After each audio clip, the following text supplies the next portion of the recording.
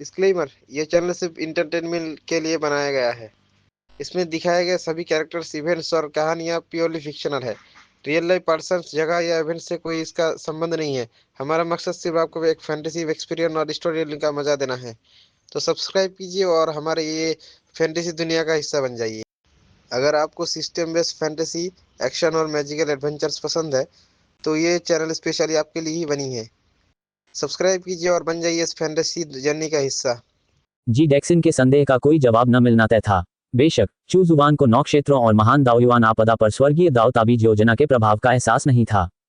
उसने सोचा था कि अगर वह इसे गुप्त रूप से करेगा और आपदा में हस्तक्षेप नहीं करेगा तो कुछ भी नहीं बदलेगा।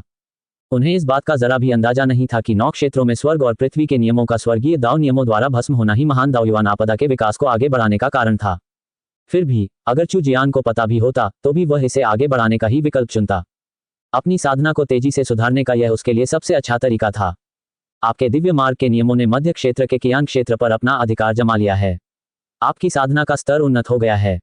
कियांग क्षेत्र को अंततः स्वर्गीय दाव नियमों में शामिल कर लिया गया था और चू जुबान की साधना में एक और महत्वपूर्ण प्रगति हुई। संपूर्ण 9 क्षेत्रों में से केवल उत्तरी क्षेत्र ही पूरी तरह से स्वर्गीय दाव नियमों द्वारा नियंत्रित था। उत्तरी क्षेत्र बेहद शांत था और आपदा का कोई संकेत नहीं था, जिससे वहां के किसान हैरान थे। हालांकि उन्हें राहत भी मिली थी। कोई भी आसन विनाश के खतरे का सामना नहीं करना चाहता था। ये बात विशेष रूप से छोटी जातियों के लिए सच थी, जिन्होंने शेष 9 क्षेत्रों में रहने वाली अनगिनत अन्य छोटी जातियों के बारे में सुना था जो उस आपदा के दौरान नष्ट हो गई थी। उन्होंने इसे स्वर्गीय दाव नियमों की सुरक्षा का परिणाम माना और इस प्रकार स्वर्गीय दाव नियमों का अभ्यास और उन्हें समझना जारी रखा। जैसे जैसे उत्तरी क्षेत्र के स्वर्गीय दाव नियमों में सुधार होता गया, वैसे वैसे यहाँ भाग्य की शक्ति में भी परिवर्तन होता गया और धीरे धीरे भाग्य की एक ऐसी शक्ति का जन्म हुआ जो स्वयं स्वर्गीय दाव नियमों से संबंधित थी। स्वर्गीय मार्ग का भाग्य। बूम! अचानक 9 क्षेत्रों में एक जोरदार धमाका गूंज उठा। चू जुबान चौंक गया। उसने आसमान की ओर देखा और भौहें सिकुड़ी। कुछ तो गड़बड़ थी। विस्फोट इतना शक्तिशाली था कि संपूर्ण 9 क्षेत्र हिल गए। यहाँ तक कि उत्तरी क्षेत्र के स्वर्गीय दाव नियम भी प्रभावित हुए और उनमें भी हल्का कंपन हुआ। 9 लोकों में स्वर्ग और पृथ्वी के नियम तरंगों की तरह बदलते रहते थे। 9 क्षेत्रों का भविष्य दिन ब दिन अनिश्चित होता चला गया। अभी जो धमाका हुआ वह बिजली की कड़क जैसा था। क्या ऐसा हो सकता है कि रक्तपिपासुओं के अलावा इस आपदा के अन्य पहलू भी हों? चू जुबान ने एक पल सोचा और फिर अपनी कुर्सी पर लेट गया। अगर कोई नई आपदा भी आ जाए तो भी उत्तर पर उसका कोई असर नहीं पड़ेगा। जब तक उत्तरी क्षेत्र के स्वर्गीय दाव नियम ध्वस्त नहीं हो जाते तब तक यह उसे प्रभावित नहीं कर पाएगा। विस्फोट के कुछ ही समय बाद उत्तरी क्षेत्र को छोड़कर अन्य 8 क्षेत्रों का आसमान लाल रंग से रंग गया था। असंख्य प्राणियों ने अपने हृदयों पर उत्पीड़न का बोझ महसूस किया। कई छोटी जातियों ने अस्तित्व के संकट को महसूस किया। दाओयुआन की भीषण आपदा और भी अधिक गंभीर हो गई थी। एक पल में खून की बारिश होने लगी। रक्त की वर्षा हुई और जमीन पर गिरते ही तुरंत वाष्पीकृत हो गई। रक्त के रंग की आध्यात्मिक ऊर्जा में परिवर्तित हो गई। चू जुबान हैरान रह गया। खून के राक्षसों से निपटना ही काफी मुश्किल था, लेकिन अब जब खून की यह बारिश हो रही है तो वे इन खून के राक्षसों से कैसे निपटेंगे? हर जगह लड़ाइयां वास्तव में और भी तीव्र होती जा रही थीं। कैस जोन में अंततः आपस में लड़ाई बंद हो गई। विभिन्न जातियों ने रक्त राक्षसों से निपटने के लिए एक गठबंधन बनाया। 3 दिनों तक खून की बारिश जारी रही, जिससे जमीन भी लाल हो गई। रक्तपात के बाद रक्तपिपासु जीव बांस के अंकुरों की तरह उगाए और एक अंतहीन चक्र में लगातार प्रकट होते रहे। मध्य क्षेत्र में लड़ाई और भी तीव्र होती जा रही थी। फैंगकोंग ने भी अपनी चाल चली। पूर्वी क्षेत्र। किन यंग ने शिन युवान फेंग और अन्य भाइयों के साथ साथ पूर्वी क्षेत्र की सेना का नेतृत्व करते हुए लगातार खूंखार राक्षसों का वध किया। उन्होंने पूर्वी क्षेत्र की महिलाओं और बच्चों को भी पूर्वी क्षेत्र में पीछे हटने के लिए संगठित किया। पूर्वी क्षेत्र उनके अभियानों का केंद्र और सबसे अधिक किलेबंद क्षेत्र था। असंख्य पूर्व पीढ़ी के साधकों ने रक्तपिपासु राक्षसों को नष्ट करने के लिए दुखद रूप से स्वयं को बलिदान कर दिया और आत्मविनाश कर दिया। संकट और भी गंभीर हो गया। किन यंग ने उमड़ती हुई रक्तमयी आध्यात्मिक ऊर्जा को देखा और एक कठिन निर्णय लिया। एक एक करके वृद्ध किसान या गंभीर रूप से घायल और ठीक होने में असमर्थ तथा मृत्यु के कगार पर पहुंच चुके किसान पूर्वी और दक्षिणी क्षेत्रों में प्रवेश कर गए। वे पूर्वी और दक्षिणी क्षेत्रों में स्थित विभिन्न भूसूत्रों में बिखर गए। किन यंग पर्वत की चोटी पर खड़ा था। असंख्य क्षेत्रों के ताबीज के माध्यम से वह दक्षिणी क्षेत्र की स्थिति को नियंत्रित कर रहा था। वह चुप था। इस समय उसे यह नहीं पता था कि वह जो कर रहा है वह सही है या गलत। हालांकि उसके पास कोई और विकल्प नहीं था। महान दाओयुआन आपदा ने रक्त दानव जाति को और भी मजबूत बना दिया था और पूर्वी क्षेत्र अपनी रक्षा बनाए रखने के लिए संघर्ष कर रहा था। रक्त की वर्षा की बदौलत रक्त राक्षस अनंत काल तक पुनर्जीवित हो सकते थे। मानव योद्धा ऐसा नहीं कर सके। वे इस तरह लड़ते नहीं रह सकते थे। यहाँ के अधिकांश किसान मात्र अपनी दृढ़ इच्छाशक्ति के बल पर ही किसी तरह अपना जीवन यापन कर रहे थे। धीरे धीरे उन खूंखार राक्षसों की संख्या बढ़ती गई और वे पूर्वी क्षेत्र और दक्षिणी क्षेत्र में घुस गए। लुओ मिंग और पूर्वी क्षेत्र के अन्य दिव्य क्षेत्र के विशेषज्ञ चुपचाप किन यंग को देख रहे थे। अब उनके लिए निर्णय लेने का समय आ गया था। आप देख रहे हैं कल्टिवेशन मॉडल। अगर आपको हमारा कंटेंट पसंद आता है तो लाइक, शेयर और सब्सक्राइब जरूर करें। ये पूर्वी क्षेत्र के दिव्य क्षेत्र के विशेषज्ञों द्वारा किन यंग के लिए एक परीक्षा थी। यदि वह सफल हो जाता तो महान दाओयुआन आपदा के दौरान पूर्वी क्षेत्र उसके अधीन ही रहता। यदि वे परीक्षा में असफल रहे और उनमें निर्णायकता और साहस की कमी पाई गई तो उन्हें पूर्वी क्षेत्र की तैनाती में पुनर्विचार करना होगा। ये दाओयुआन की महान आपदा थी। वे केवल इसलिए उसका अंधाधुंध समर्थन नहीं कर सकते थे क्योंकि वह लुओ परिवार का युवा मुखिया था। पूर्वी क्षेत्र में मानव जाति का अस्तित्व दांव पर था, इसलिए पूर्वी क्षेत्र के विशेषज्ञों को यह सुनिश्चित करना था कि उनका भाग्य सुरक्षित हाथों में है। इस समय पूर्वी क्षेत्र को एक ऐसे निर्णायक और साहसी नेता की आवश्यकता थी जो अवसर का लाभ उठाना जानता हो। सभी लोग चुपचाप प्रतीक्षा कर रहे थे। इस बार की योजना किन यंग द्वारा प्रस्तावित की गई थी और इसे कई विशेषज्ञों और वरिष्ठ साधकों का समर्थन प्राप्त था। लेकिन क्या इसका कारण यह भी नहीं था कि उन्होंने इस महत्वपूर्ण क्षण में पहले ही इस रणनीति पर निर्णय ले लिया था। बात सिर्फ इतनी थी कि किन यंग ने इस रणनीति को और अधिक प्रभावी बनाने के लिए इसे पूरी तरह से विकसित कर लिया था। क्या किन यंग इस महत्वपूर्ण क्षण में अपना निर्णय ले पाएगा? ऐसा प्रतीत होता था कि अधिकाधिक रक्तपिपासु किसी चीज से आकर्षित हो रहे थे और पूर्वी क्षेत्र और दक्षिणी क्षेत्र में लगातार आते जा रहे थे। इसी क्षण पूर्वी और दक्षिणी क्षेत्रों में बिखरे हुए वे किसान स्वयं को जमीन में धंसाने लगे। उनकी आंखों में दृढ़ संकल्प झलक रहा था। उनकी मौत तो वैसे भी होनी ही थी, तो क्यों न धमाकेदार तरीके से विदाई ली जाए। किन यंग चुपचाप इंतजार करता रहा। उसका चेहरा ठंडा और भावहीन था। उसके माथे पर स्वर्गीय दाव की मुहर धुंधली सी दिखाई दे रही थी। लगभग समय हो गया था। पूर्वी और दक्षिणी क्षेत्रों में हर जगह रक्तपिपासु राक्षस फैले हुए थे। अनगिनत रक्तपिपासु राक्षस भयानक चीखें निकाल रहे थे। दाव बलिदान, मैं इन सभी महान वरिष्ठों को विदाई देता हूं। यह मानव जाति के लिए अंतिम युद्ध है, किन यंग ने ठंडे स्वर में कहा। निर्णायक, दृढ़ निश्चयी और बिना किसी झिझक के वह इन बहादुर किसानों को गौरवपूर्ण विदाई देगा। बूम। पूर्वी और दक्षिणी क्षेत्रों में तेज रोशनी के खंभे आकाश में ऊपर की ओर उठे। प्रत्येक स्तंभ प्रकाश पूर्वी क्षेत्र या दक्षिणी क्षेत्र में स्थित एक महत्वपूर्ण भूशिरा में स्थित था। इस साधक समूह ने एक साथ आत्मा बलिदान किया। इसी क्षण पूर्वी और दक्षिणी क्षेत्रों के ऊपर का आकाश बदल गया। हल्की सफेद रेखाएं दिखाई दी और प्रकाश के प्रत्येक स्तंभ को आपस में जोड़ दिया। महान बलिदानपूर्ण गठन, गर्जन, असंख्य रक्तपिपासु दहाड़ रहे थे। हालांकि एक एक करके वे मंद प्रकाश से नष्ट और शुद्ध हो गए। पूर्वी और दक्षिणी क्षेत्रों के स्वर्ग और पृथ्वी के नियम कांप रहे थे और अपनी शक्ति का प्रदर्शन कर रहे थे, जिससे वहां के रक्तपाई जीवों का लगातार वध और शुद्धिकरण हो रहा था। इसी बीच स्वर्गीय दाव के नियम तेजी से सभी क्षेत्रों में फैल गए और स्वर्ग और पृथ्वी के नियमों को आत्मसात कर लिया। आक्रमण करना, खून के प्यासे राक्षसों को घेर लो। मध्य, उत्तरी और पश्चिमी क्षेत्रों के गठन विशेषज्ञों और कलाकृतियों को परिष्कृत करने वालों ने भव्य संरचनाओं को स्थापित करने के लिए टीमें बनाई। किसानों की एक सेना उन तीनों क्षेत्रों की ओर धावा बोल पड़ी। चूंकि अधिकांश रक्तपिपासु पूर्वी और दक्षिणी क्षेत्रों में थे और इस समय उनका शुद्धिकरण किया जा रहा था, इसलिए अन्य क्षेत्रों में रक्तपिपासुओं को दबाने का यह सबसे अच्छा समय था। ये सब कुछ किन यंग द्वारा पहले से ही व्यवस्थित किया गया था। शिन युवानफेंग, बाई शाओकोंग और किन यंग के अन्य भाइयों के साथ साथ पूर्वी क्षेत्र के अन्य सभी स्वर्ग के आशीर्वाद प्राप्त लोगों ने सेना के आक्रमण का नेतृत्व किया। यह विनर्स फॉल डेंटल से 300 गुना बेहतर है और कीमत बहुत अच्छी है। 79 साल की उम्र में भी मर्दाना ताकत 10 गुना कैसे बनी। किन यंग को अब पूर्वी क्षेत्र के दिव्य क्षेत्र के विशेषज्ञों द्वारा मान्यता प्राप्त हो चुकी थी। उन्होंने दिव्य लोक के रक्त राक्षसों के खिलाफ भी लड़ना शुरू कर दिया। किन यंग की निगाहें ठंडी थीं। वह अपने शरीर के चारों ओर एक विशेष आभा का एहसास कर रहा था। उसकी साधना का स्तर तेजी से बढ़ रहा था। दाओयुआन की भीषण आपदा भी एक महान अवसर साबित हुई। तुम कहाँ हो, बदमाश काओ। इस समय किन यंग को काओ तियानई की याद आई। उसने ये खबर सुनी थी कि काओ तियानई पागल हो गया है। भले ही तुम पागल हो, मैं तुम्हें देर सवेर अपने हाथों से मार डालूंगा, किन यंग ने मन ही मन बुदबुदाया। महान बलिदानी संरचना के सक्रिय होने से पूर्वी क्षेत्र में पुरानी पीढ़ी के 70% साधकों के जीवन का बलिदान हो गया था। हालांकि वे अपने जीवन के अंतिम पड़ाव पर थे, फिर भी उन्होंने स्वेच्छा से ऐसा किया था। उन्होंने अपने जीवन भर में जो कुछ भी किया हो, यह अपने आप में सम्मान के योग्य था। अतीत में इसी तरह के बलिदानों के माध्यम से मानव जाति सत्ता में आई थी और इस बार उनके बलिदान के कारण मानव जाति निश्चित रूप से सर्वोच्च जाति के रूप में अपनी स्थिति की रक्षा करेगी। पूर्वी क्षेत्र में स्थिति पूरी तरह बदल गई थी। मानव सेना ने रक्त राक्षसों को दबाना और घेरना शुरू कर दिया, जिससे वे लगातार कमजोर पड़ते जा रहे थे। आपके नाम के शिष्य किन यंग ने एक महान बलि संरचना स्थापित की है और अनगिनत रक्त राक्षसों को शुद्ध किया है। उनका भाग्य बदल गया है और उनकी साधना का स्तर बहुत बढ़ गया है। आपका भाग्य सिद्धांत उन्नत हो गया है। चू जुबान ने आह भरी। पूर्व महान किन सम्राट वाकई असाधारण थे। वे दृढ़ निश्चयी और साहसी थे। उनके साधक भी वास्तव में सम्मान के पात्र थे। आपके दिव्य मार्ग के नियमों ने पूर्वी और दक्षिणी क्षेत्रों पर अपना अधिकार जमा लिया है। आपकी साधना का स्तर उन्नत हो गया है। चू जुबान की साधना का स्तर एक बार फिर चरम पर पहुंच गया। वहां अपना काम पूरा करने के बाद किन यंग उत्तरी क्षेत्र की ओर अपनी वापसी यात्रा पर निकल पड़ा। जबकि अधिकांश किसान वहां की आपदा से निपटने की तैयारी कर रहे थे, किन यंग जानती थी कि उत्तरी क्षेत्र प्रभावित नहीं होगा। वह पूर्वी क्षेत्र की सहायता के लिए उत्तरी क्षेत्र की मानव सेना का गठन करने के लिए वापस चला गया। किन यंग एक दिव्य क्षेत्र विशेषज्ञ के रूप में उत्तरी क्षेत्र में लौट आई, जिसने महान दाव के भाग्य का भार अपने कंधों पर उठाया। उत्तरी क्षेत्र के किसानों के लिए महान दाव युवान आपदा में भाग लेने का समय आ गया था। उत्तरी क्षेत्र की अभियान सेना का गठन किया जा रहा था। सभी किसान मानव जाति के लिए लड़ने के प्रति भावुक नहीं थे।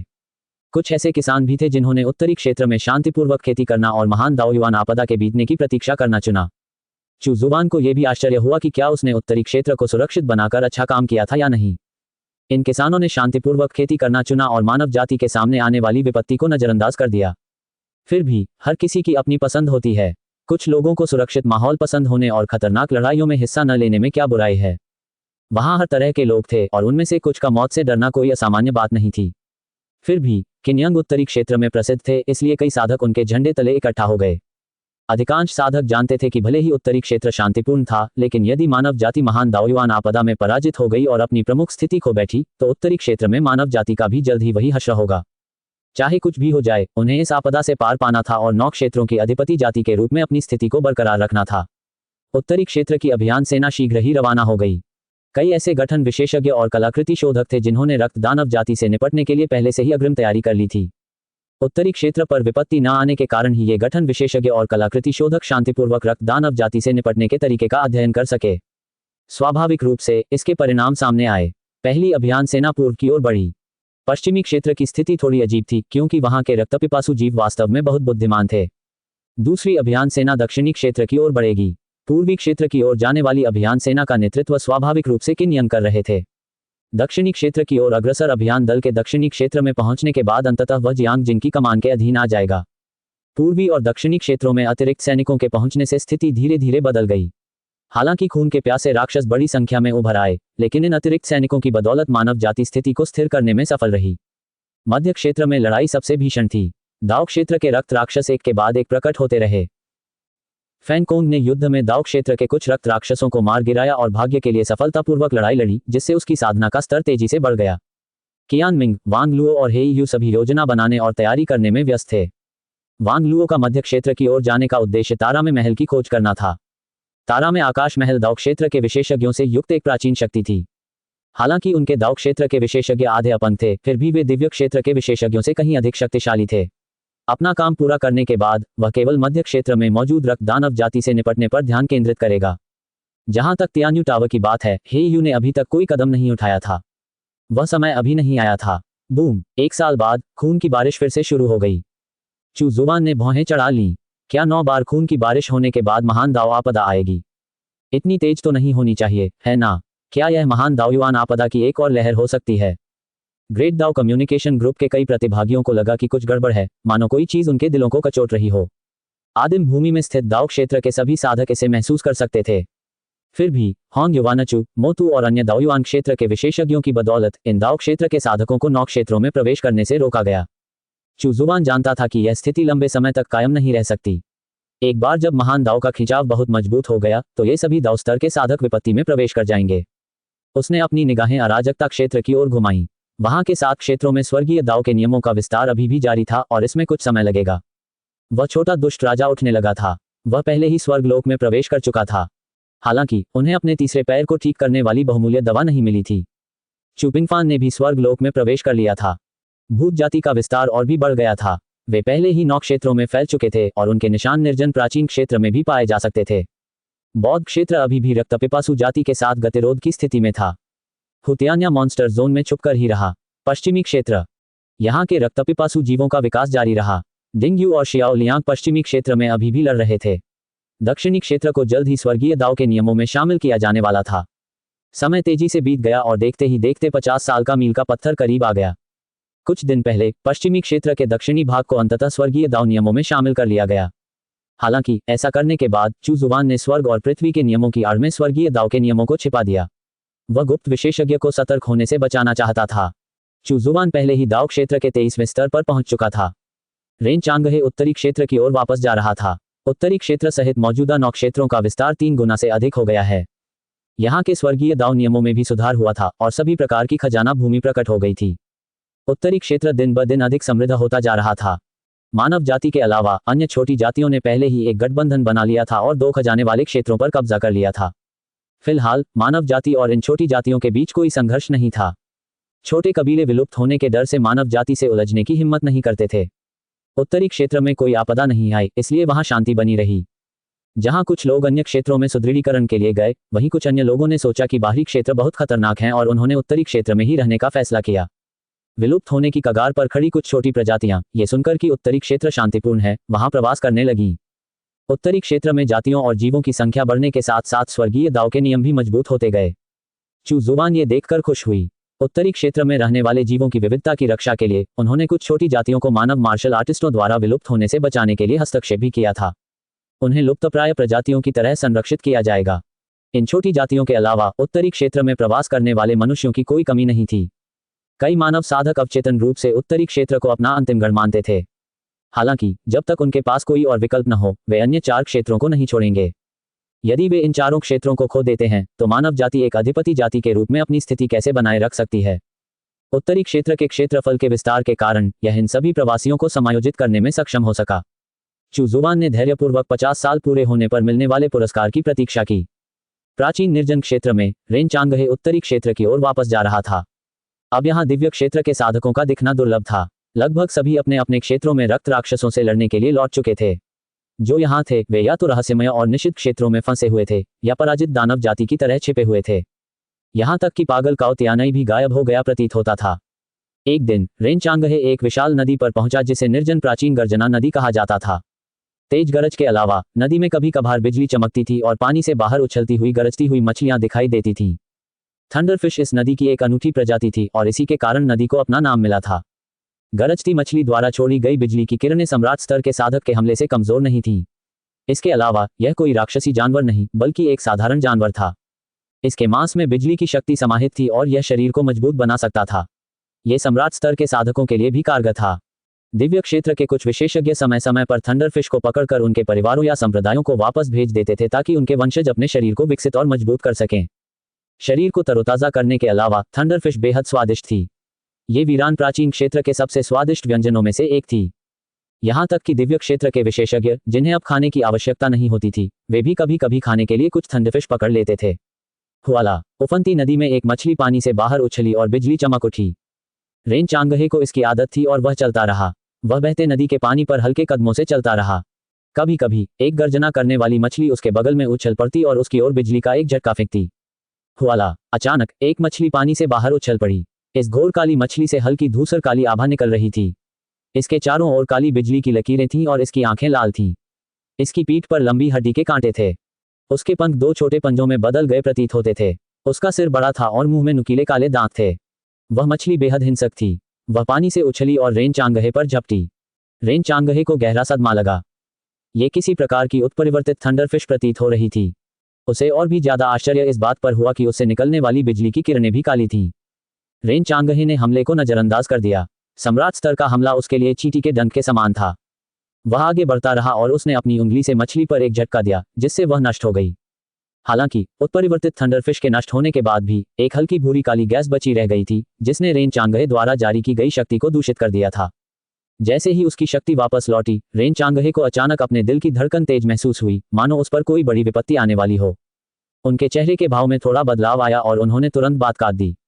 जब उसने उसे काट दिया तो धूसर काली गैस ने वास्तव में उसकी शक्ति को आत्मसात कर लिया और नदी में विलीन होने से पहले थोड़ी और मजबूत हो गई।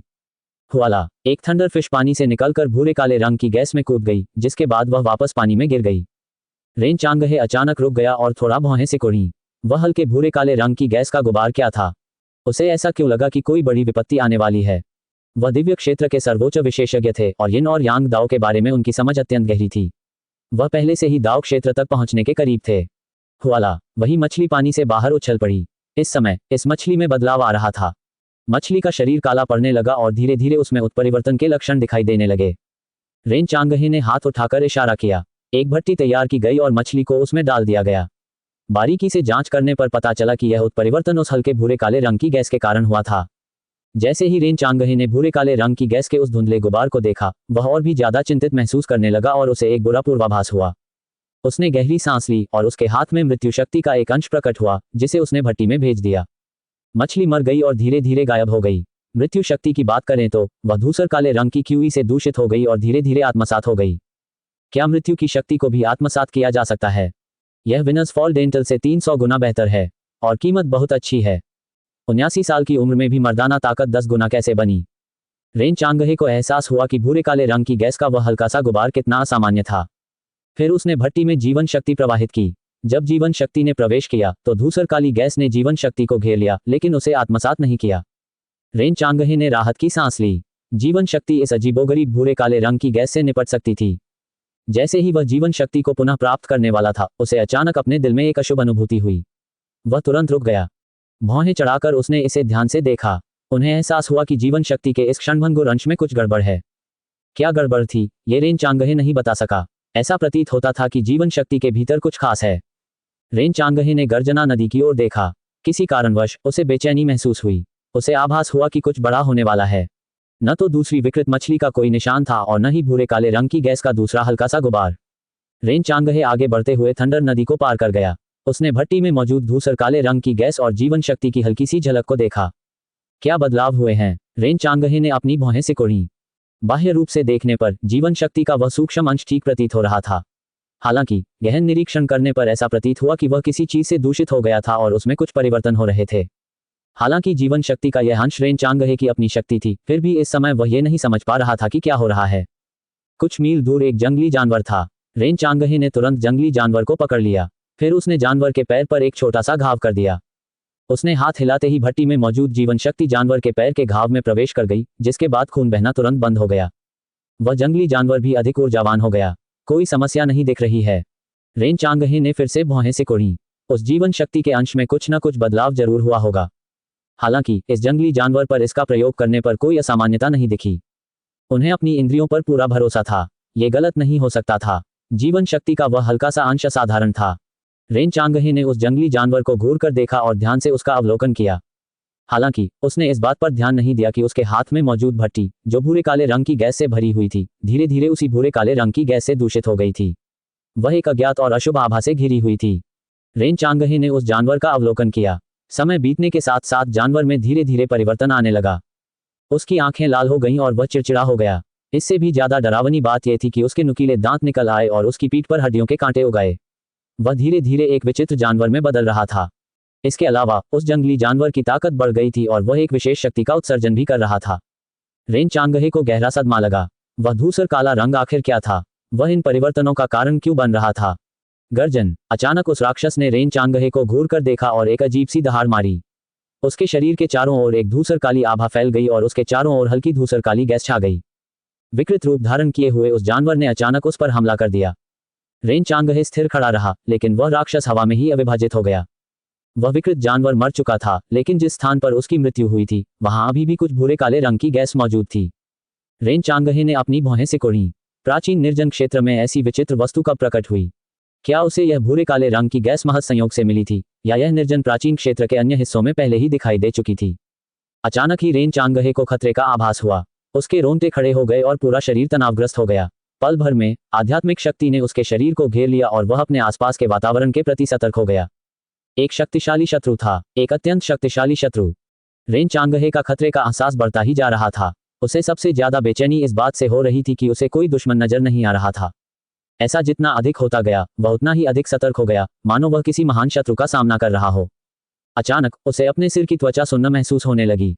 उसके हाथ में मौजूद भट्टी मूल रूप से भूरे काले रंग की गैस से भरी हुई थी, लेकिन अब पूरी भट्टी लगभग भूरे काले रंग की हो गई थी।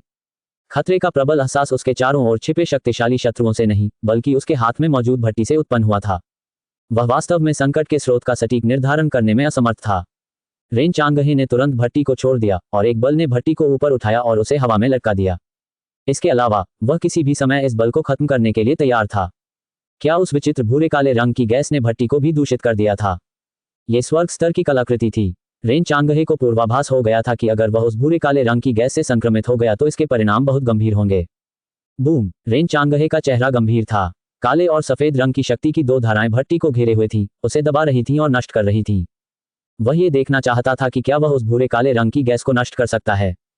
वह दिव्य क्षेत्र के शिखर पर था, लेकिन फिर भी स्वर्ग स्तरीय कलाकृति को नष्ट करने में उसे किसी तरह संघर्ष करना पड़ रहा था। भूरे काले रंग की गैस से दूषित होने के बाद भट्टी का रूप बदल गया था, जिससे इसे नष्ट करना मुश्किल हो गया था। रेन चांगहे ने अपनी शक्ति में निरंतर वृद्धि की। उनके द्वारा विकसित यिन और यांग की शक्ति लगातार भट्टी पर प्रहार कर रही थी।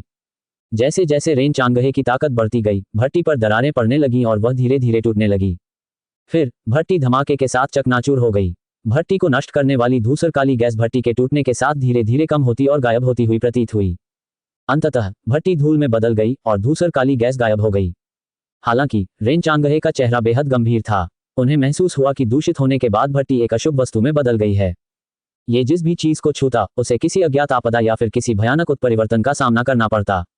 जिस क्षण भट्टी राख में तब्दील हो गई और धूसर काली गैस गायब हो गई, रेन चांगहे को स्पष्ट रूप से यह आभास हुआ कि उसका भाग्य बदल गया है। दाव क्षेत्र की बाधा थोड़ी कम होती प्रतीत हुई। अल्पविराम।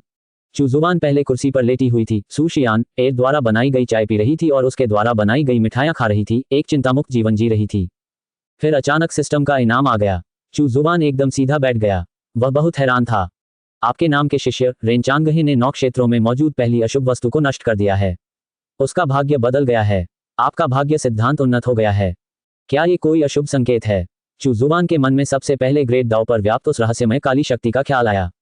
क्या वह शक्ति 9 क्षेत्रों में फैल चुकी थी? क्या महान दाव आपदा शुरू हो चुकी थी? इस समय चूजुवान शांत नहीं थी। ग्रेट दाव पर मौजूद रहस्यमय काली शक्ति इतनी शक्तिशाली थी कि वह ग्रेट दाव के प्राणी यी युएजुन को भी नष्ट कर सकती थी। अगर यह 9 क्षेत्रों में फैल गया तो इसके परिणाम भयावह होंगे। स्वर्गीय दाव के नियम महान दाव आपदा का सामना करने के लिए पर्याप्त मजबूत नहीं थे। उसने तुरंत असंख्य स्वर्गीय दर्पण निकाला और उसे रेन चांगहे से जोड़ दिया। छवि प्रकट हुई। रेन चांगहे वहां उदास चेहरे के साथ खड़ा था। चूजुवान की नजरें चारों ओर घूम गईं।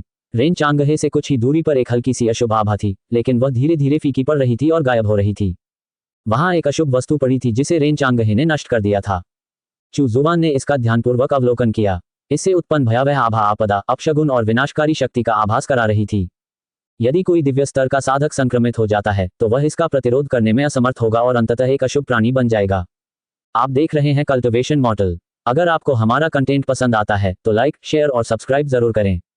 हालांकि ये दाव क्षेत्र के विशेषज्ञों को प्रभावित करने में असमर्थ था, शायद इसलिए कि यह बहुत पतला था। चूजुवान ने राहत की सांस ली। निर्जन प्राचीन क्षेत्र में कोई रक्त राक्षस नहीं थे, लेकिन इसके बजाय यहाँ ये भूरे काले रंग की गैस प्रकट हुई थी। चूजुवान ने कुछ देर सोचा। उसकी मुलाकात रेन चांगहे से नहीं हुई थी और उसने फैसला किया कि वह उसके उत्तरी क्षेत्र में लौटने तक इंतजार करेगा। दर्पण को निष्क्रिय करते हुए चूजुवान ने 9 क्षेत्रों के ऊपर आकाश की ओर देखा।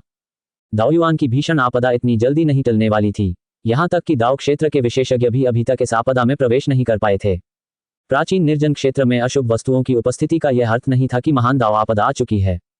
उसे खुद को संभालना और शांत रहना था। स्वर्गीय दाव ताबीज योजना अभी भी प्रगति पर थी और जल्द ही अराजकता क्षेत्र के 7 क्षेत्रों को स्वर्गीय दाव नियमों में समाहित कर लिया जाएगा। 50 साल पूरे होने का समय लगभग आ ही गया था। इसके पूरा होने पर व्यवस्था की ओर से अच्छा इनाम मिलना चाहिए था। Monster zone. राक्षसी क्षेत्र में अफरा तफरी मची हुई थी। एजियो ड्रैगन जनजाति के नेतृत्व में वे रक्त राक्षसों का प्रतिरोध कर रहे थे। कई राक्षसी जनजातियों के होने के कारण विशेष जनजात क्षमताओं वाली जनजातियों की कोई कमी नहीं थी। वे शायद उतने शक्तिशाली न हों, लेकिन रक्त राक्षसों के खिलाफ उनके पास कुछ निश्चित फायदे थे। इन जातियों को स्वाभाविक रूप से महत्व दिया गया और उनकी स्थिति में सुधार हुआ। उन्होंने स्थिति को पहले ही स्थिर कर लिया था और रक्त राक्षसों को घेर कर उनका सफाया करना जारी रखा। मॉन्स्टर जोन से रक्त राक्षस जाति का लगभग सफाया हो चुका था, लेकिन तभी कुछ अप्रत्याशित घटित हुआ। रक्तदानवी जाति में बदलाव आने लगे। ऐसा प्रतीत होता था मानो ये किसी विचित्र शक्ति से दूषित हो गया हो।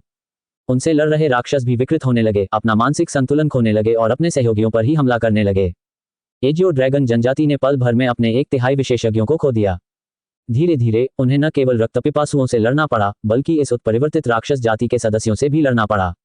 एक बड़ी हार। राक्षस जाति में अफरा तफरी मच गई। एक बार कोई व्यक्ति उस भूरे काले रंग की गैस से संक्रमित हो जाता था तो उससे छुटकारा पाना लगभग असंभव हो जाता था।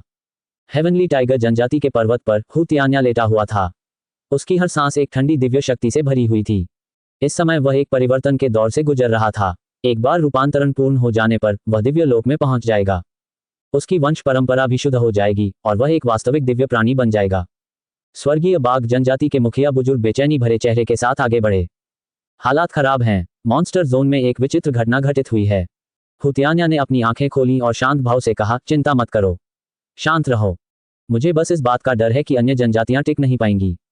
हुतियान्या कुछ पल चुप रहा। उसके पंजे हिले और एक छोटी सी किताब हवा में तैरने लगी। उसने कहा, निर्देशों का पालन करो और गठन तैयार करो। तुम्हें स्थिति को स्थिर करना होगा और मेरा इंतजार करना होगा। ग्रैंड एल्डर ने पुस्तिका ली, उस पर सरसरी नजर डाली और चले गए। इसी दिन स्वर्गीय बाघ जाति ने लामबंदी शुरू कर दी, जिसके चलते कई राक्षस जनजातियों ने अपने क्षेत्र पर कब्जा करने से उन अशुभ प्राणियों को रोकने के लिए एक गठन तैयार किया। एजियो ड्रैगन जनजाति को भारी नुकसान उठाना पड़ा था और उनकी समग्र शक्ति काफी गिर चुकी थी। वर्तमान में हेवनली टाइगर जनजाति मॉन्स्टर जोन की अग्रणी थी। राक्षस जाति का 1/3 हिस्सा भयावह प्राणियों में परिवर्तित हो गया था। रक्तपिपासुओं के साथ मिलकर उन्होंने राक्षस जाति की रक्षा पंक्ति पर हमला कर दिया। रक्षा पंक्ति एक के बाद एक टूटती चली गई। वे भयावह प्राणी लगातार रूपांतरित होते रहे, इस हद तक कि उनके मूल स्वरूप को पहचानना भी असंभव हो गया। भूरे काले रंग की गैस से संक्रमित होने के डर से कोई भी राक्षस इन भयावह प्राणियों के साथ आमने सामने की लड़ाई में शामिल होने का साहस नहीं कर सका। वे केवल दूर से ही हमला कर सकते थे, जिससे उनके हमलों की शक्ति सीमित हो जाती थी। टकराना। अचानक ही एक भयावह रूपांतरित प्राणी में विस्फोट हुआ, जिससे भूरे काले रंग की गैस निकली। ये किसी हमले के कारण नहीं हुआ था, बल्कि ऐसा प्रतीत हुआ कि यह स्वतः ही फट गया और नष्ट हो गया। हालांकि जिस स्थान पर विस्फोट हुआ वहां धूसर काली गैस और भी गाढ़ी हो गई। राक्षस जाति की रक्षा पंक्ति लगातार पीछे धकेली जाती रही और वे अधिकाधिक जमीन खोते चले गए। उन्हें निराशा महसूस हुई। क्या राक्षसी जाति का सफाया होने वाला था? ये भयावह प्राणी रक्तपिपासु जाति से भी अधिक भयानक थे और इनसे निपटना कहीं अधिक कठिन था। रक्तपिपासु जीव पुनर्जीवित होकर अधिक शक्तिशाली बन सकते थे, हालांकि वे मनुष्यों को नष्ट या विकृत नहीं कर सकते थे। ये बहुत ही भयानक था। रक्त के रंग की आध्यात्मिक ऊर्जा को शुद्ध करने वाली विधियां भी उन अशुभ प्राणियों के विरुद्ध निष्प्रभावी थीं। ऐसा प्रतीत होता था कि वे केवल यही आशा कर सकते थे कि वे सभी अशुभ प्राणी मॉन्स्टर जोन पर पूरी तरह से कब्जा करने से पहले ही विस्फोट करके मर जाएं। हेवनली टाइगर जनजाति ने हुतियान्या पर अपनी उम्मीदें टिका रखी थीं। बुजुर्ग संत एक बार फिर पहाड़ पर आए हुए थे। उसके पास पहुंचने से पहले ही उसे दबाव की एक लहर महसूस होने लगी थी। हुतियान्या स्पष्ट रूप से उसके जितना शक्तिशाली नहीं था, हालांकि इस समय ग्रैंड एल्डर को भय का अनुभव हुआ। ऐसा लग रहा था मानो उसके सामने कोई भयानक प्राणी खड़ा हो। उसने बड़ी मुश्किलों से प्रगति की, लेकिन अंत में वह शिखर तक नहीं पहुंच सका। हुतियान्या के वंश ने उसे दबा दिया था। हालांकि उसका शरीर इस तरह प्रतिक्रिया कर रहा था, फिर भी वह बेहद खुश था। उन्हें तब तक इंतजार करना पड़ा जब तक हुतियान्या एकांत साधना से बाहर नहीं आ गया। वह स्वर्गीय बाघ जनजाति के उदय और राक्षस जाति के उद्धार की कुंजी था। बुजुर्ग व्यक्ति मुड़े और चले गए। राक्षस जाति की रक्षा पंक्ति बार बार पीछे हटती रही। थोड़े ही समय में राक्षस क्षेत्र का 2/3 हिस्सा जीत लिया गया था। पूरे क्षेत्र को छोड़कर कहीं और, शायद अराजकता क्षेत्र में, क्षेत्र पर कब्जा करने की चर्चा चल रही थी। जैसे ही राक्षस जाति के विशेषज्ञ अपने भागने के मार्ग पर चर्चा कर रहे थे और वहां की स्थिति की जांच करने के लिए विशेषज्ञों को अराजकता क्षेत्र में भेज रहे थे, तभी स्वर्गीय बाघ जनजाति के पहाड़ से दबाव की एक विशाल लहर फैल गई। हुतियान्या खड़ा हो गया। उसका पूरा शरीर सफेद रोशनी से घिरा हुआ था। गर्जन। बाघ की दहाड़ से आकाश कांप उठा। श्वेत बाघ की वंश परंपरा जागृत हो रही है। हुतियान्या ने श्वेत बाघ नामक दिव्य पशु का रूप धारण कर लिया। एक दहाड़ के साथ वह उछला और युद्ध के मोर्चे की ओर बढ़ गया। दूर से एक गर्जना सुनाई दी और उसने अपनी आभा को जरा भी नियंत्रित नहीं किया। उसी क्षण अनगिनत राक्षस भय से पीले पड़ गए और उन्होंने अपना राक्षसी रूप प्रकट कर दिया। जब हुतियान्या मोर्चे पर पहुंचा तो उसका रूप अत्यंत प्रभावशाली था। एजियो ड्रैगन जाति सहित राक्षस जाति के विशेषज्ञ भी भयभीत हो उठे। उनके रक्त और आत्मा से उत्पन्न दबाव ने उन्हें थरथरा दिया। हुतियान्या के साथ क्या हो रहा था? हेवनली टाइगर जनजाति अत्यंत प्रसन्न थी। हुतियान्या का रूपांतरण पूरा हो चुका था। अब से हेवनली टाइगर जनजाति राक्षस जाति की शासक जनजाति बन जाएगी। हुतियान्या ने दहाड़ लगाई और उन भयावह प्राणियों की ओर दौड़ पड़ा। उसकी हत्या करने की मंशा उमड़ पड़ी और सफेद रोशनी के एक घेरे ने उसके शरीर को घेर लिया। धूसर काली गैस वास्तव में उसे दूषित करने में असमर्थ थी और सफेद प्रकाश का घेरा उसे शुद्ध करता हुआ प्रतीत हुआ। श्वा। अपने पंजों के एक झटके से उसने पल भर में एक भयावह प्राणी को मार डाला। हुतियान्या श्वेत बाघ नामक दिव्य पशु में रूपांतरित हो चुका था। उसके पास अविश्वसनीय शक्ति थी और वह धूसर काले रंग की गैस के प्रभावों से अप्रभावित था। हालांकि वह अभी भी एक युवा दिव्य प्राणी था और उसे अपने वंश की पूरी क्षमता का एहसास करने के लिए समय की आवश्यकता होगी। फिर भी वह उस आपदा के खिलाफ लड़ाई में राक्षस जाति का नेतृत्व करने के लिए योग्य था। आपका शिष्य हुतियान्या श्वेत बाघ नामक दिव्य पशु में रूपांतरित हो गया है। उसका भाग्य बदल गया है। आपके भाग्य के सिद्धांत में उन्नति हुई है।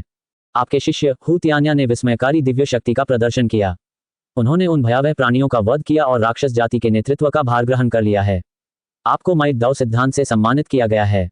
चू जुवान की उम्मीदों से परे उसे 2 सिस्टम पुरस्कार मिले। हालांकि ऐसा प्रतीत हुआ कि वे अशुभ प्राणी मॉन्स्टर जोन में प्रकट हुए थे। ये चिंताजनक था। चू जुवान को पुरस्कार प्राप्त हुए। उनके नए दाओ सिद्धांत ने उन्हें अद्वितीय शक्ति का एहसास कराया। ऐसा प्रतीत हुआ कि शक्तिशाली दाओ सिद्धांत एक नवजात महान दाओ सिद्धांत भी था। अब चुजुवान की एकमात्र सीमा उसकी साधना का स्तर था। उसके पास 3 प्रारंभिक महान दाओ सिद्धांत थे जो उसे किसी भी समय दाओयुआन क्षेत्र तक पहुंचने में सक्षम बनाते थे।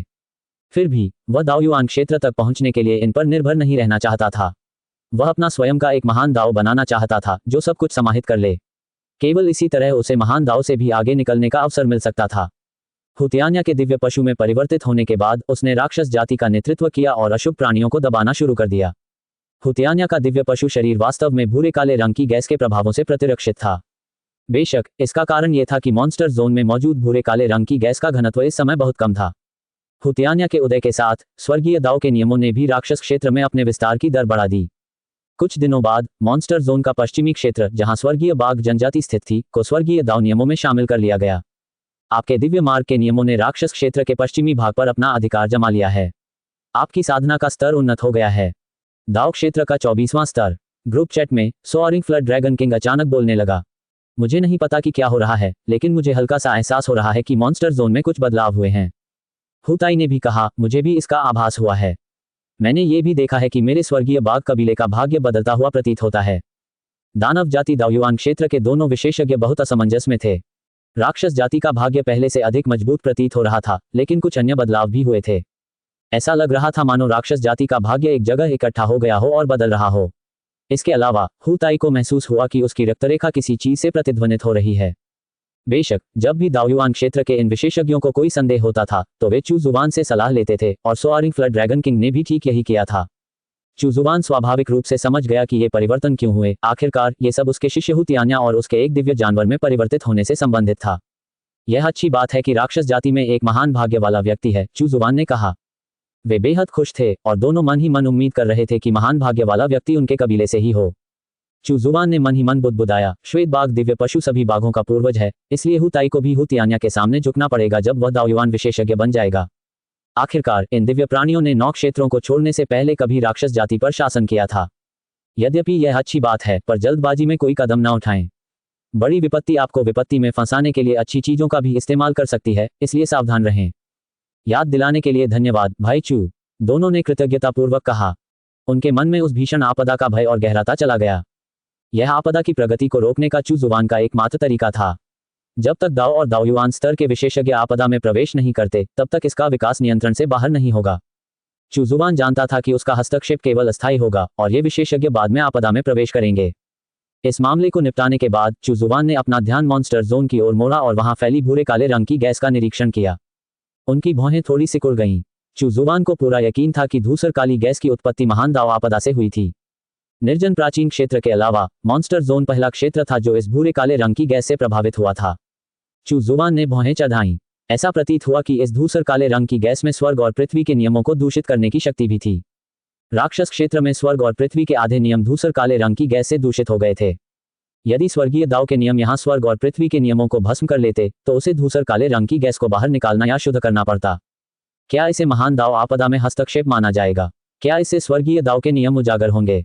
चुजुवान ने कुछ देर विचार करने के बाद स्वर्गीय मार्ग के नियमों को छिपाने का निर्णय लिया। वे राक्षस क्षेत्र में निष्क्रिय अवस्था में रहेंगे। यद्यपि वे सक्रिय रूप से भूरे काले रंग की गैस को बाहर नहीं निकालेंगे और न ही उसे शुद्ध करेंगे, लेकिन संदूषण से बचने के लिए वे उसे दूर भगाएंगे। वह हुतियान्या और मॉन्स्टर जोन के जीवों को इससे निपटने की अनुमति देगा। हुतियान्या ने राक्षसी सेना का नेतृत्व करते हुए उन भयावह प्राणियों के खिलाफ युद्ध लड़ा। उनके नेतृत्व में उन्होंने अपने पहले से जीते हुए क्षेत्रों के एक हिस्से को पुनः प्राप्त करना शुरू कर दिया। चुजुवान ने पूर्वी क्षेत्र की ओर देखा।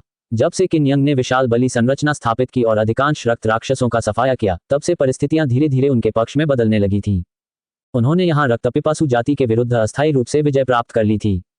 दक्षिणी क्षेत्र में जियांग जिंग सक्रिय था। जहां तक जियांग बैंग की बात है, वह वास्तव में दाओ स्तर तक पहुंचने के कगार पर था। दक्षिणी क्षेत्र की नवजात रक्त दुनिया को दबाने के बाद रक्त राक्षसों को मारना आसान हो गया प्रतीत हुआ।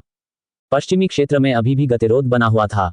इसके अलावा रक्तपिपासुओं ने अपने क्षेत्र को सुरक्षित रखने के लिए रक्षात्मक रेखाएं स्थापित कर ली थीं, जिसके चलते पश्चिमी और उत्तरी क्षेत्रों में उनकी सीमाओं के पीछे क्या हो रहा था, इसकी किसी को जानकारी नहीं थी। भूत जाति भी उन क्षेत्रों में प्रवेश करने को तैयार नहीं थी। कैस जोन में अभी भी रक्त राक्षसों से लड़ाई जारी थी, लेकिन कुल मिलाकर स्थिति अभी भी नियंत्रण में थी। सबसे भीषण लड़ाई मध्य क्षेत्र में हो रही थी। चूजुवान को लगा कि केंद्रीय क्षेत्र द्वारा रक्त राक्षसों से निपटने के बाद रक्त राक्षस आपदा संभवतः समाप्त हो जाएगी और महान दाओयुआन आपदा एक नए चरण में प्रवेश करेगी। बेशक पश्चिमी क्षेत्र के रक्तपिपासु गायब नहीं होंगे, वे 9 क्षेत्रों की एक नई नस्ल बन जाएंगे और महान दाओयुआन आपदा के बीच भाग्य की लड़ाई में शामिल हो जाएंगे। चूजुवान को लगा कि पश्चिमी क्षेत्र में रक्त दानव जाति अपनी ताकत जुटा रही है और सही अवसर की प्रतीक्षा कर रही है। उसे नहीं पता था कि छिपा हुआ विशेषज्ञ क्या साजिश रच रहा था। दिन ब दिन समय बीतता गया। रेन चांगहे निर्जन प्राचीन क्षेत्र में धूसर काली गैस के बारे में सुराग खोज रहा था, इसलिए वह तुरंत उत्तरी क्षेत्र में वापस नहीं लौटा। 50 साल पूरे होने में सिर्फ 10 दिन बचे थे। चूजुवान प्रत्याशा से भरी हुई थी। आपके शिष्य दानव बुद्ध ने एक रक्तपिपासु को बौद्ध धर्म में परिवर्तित कर दिया है। उसका भाग्य बदल गया है और उसकी साधना का स्तर बहुत बढ़ गया है। आपका भाग्य दाओ सिद्धांत उन्नत हो गया है।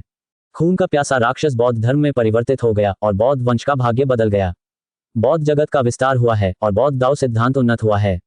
आपका भाग्य दाओ सिद्धांत भी उन्नत हुआ है। चूजुवान स्तब्ध रह गई। क्या हो रहा था? एक खूंखार व्यक्ति ने बौद्ध धर्म अपना लिया। चूजुवान दानव बुद्ध को देखकर दंग रह गया।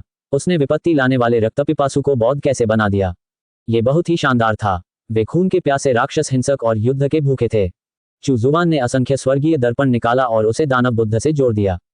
उस समय बौद्ध वंश के अधिकार वाले 3 क्षेत्रों से बौद्ध प्रकाश तेजी से रक्त राक्षसों के अधिकार वाले 2 क्षेत्रों की ओर फैल रहा था और रक्त के रंग की आध्यात्मिक ऊर्जा तेजी से क्षीण हो रही थी। दानव बुद्ध के सामने एक रक्तपिपासु था जिसका लाल शरीर बौद्ध प्रकाश से घिरा हुआ था।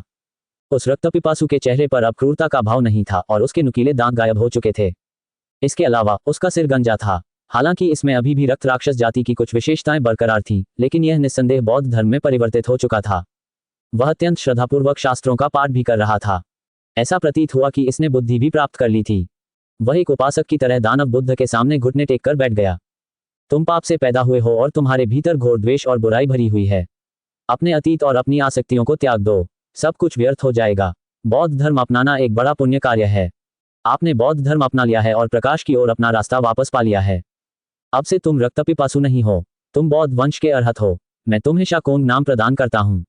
राक्षस बुद्ध का स्वरूप गंभीर था। शाकोंग जमीन पर घुटने टेककर आदरपूर्वक और श्रद्धापूर्वक बोले, शिष्य शाकोंग बुद्ध को ये नाम प्रदान करने के लिए धन्यवाद देता है।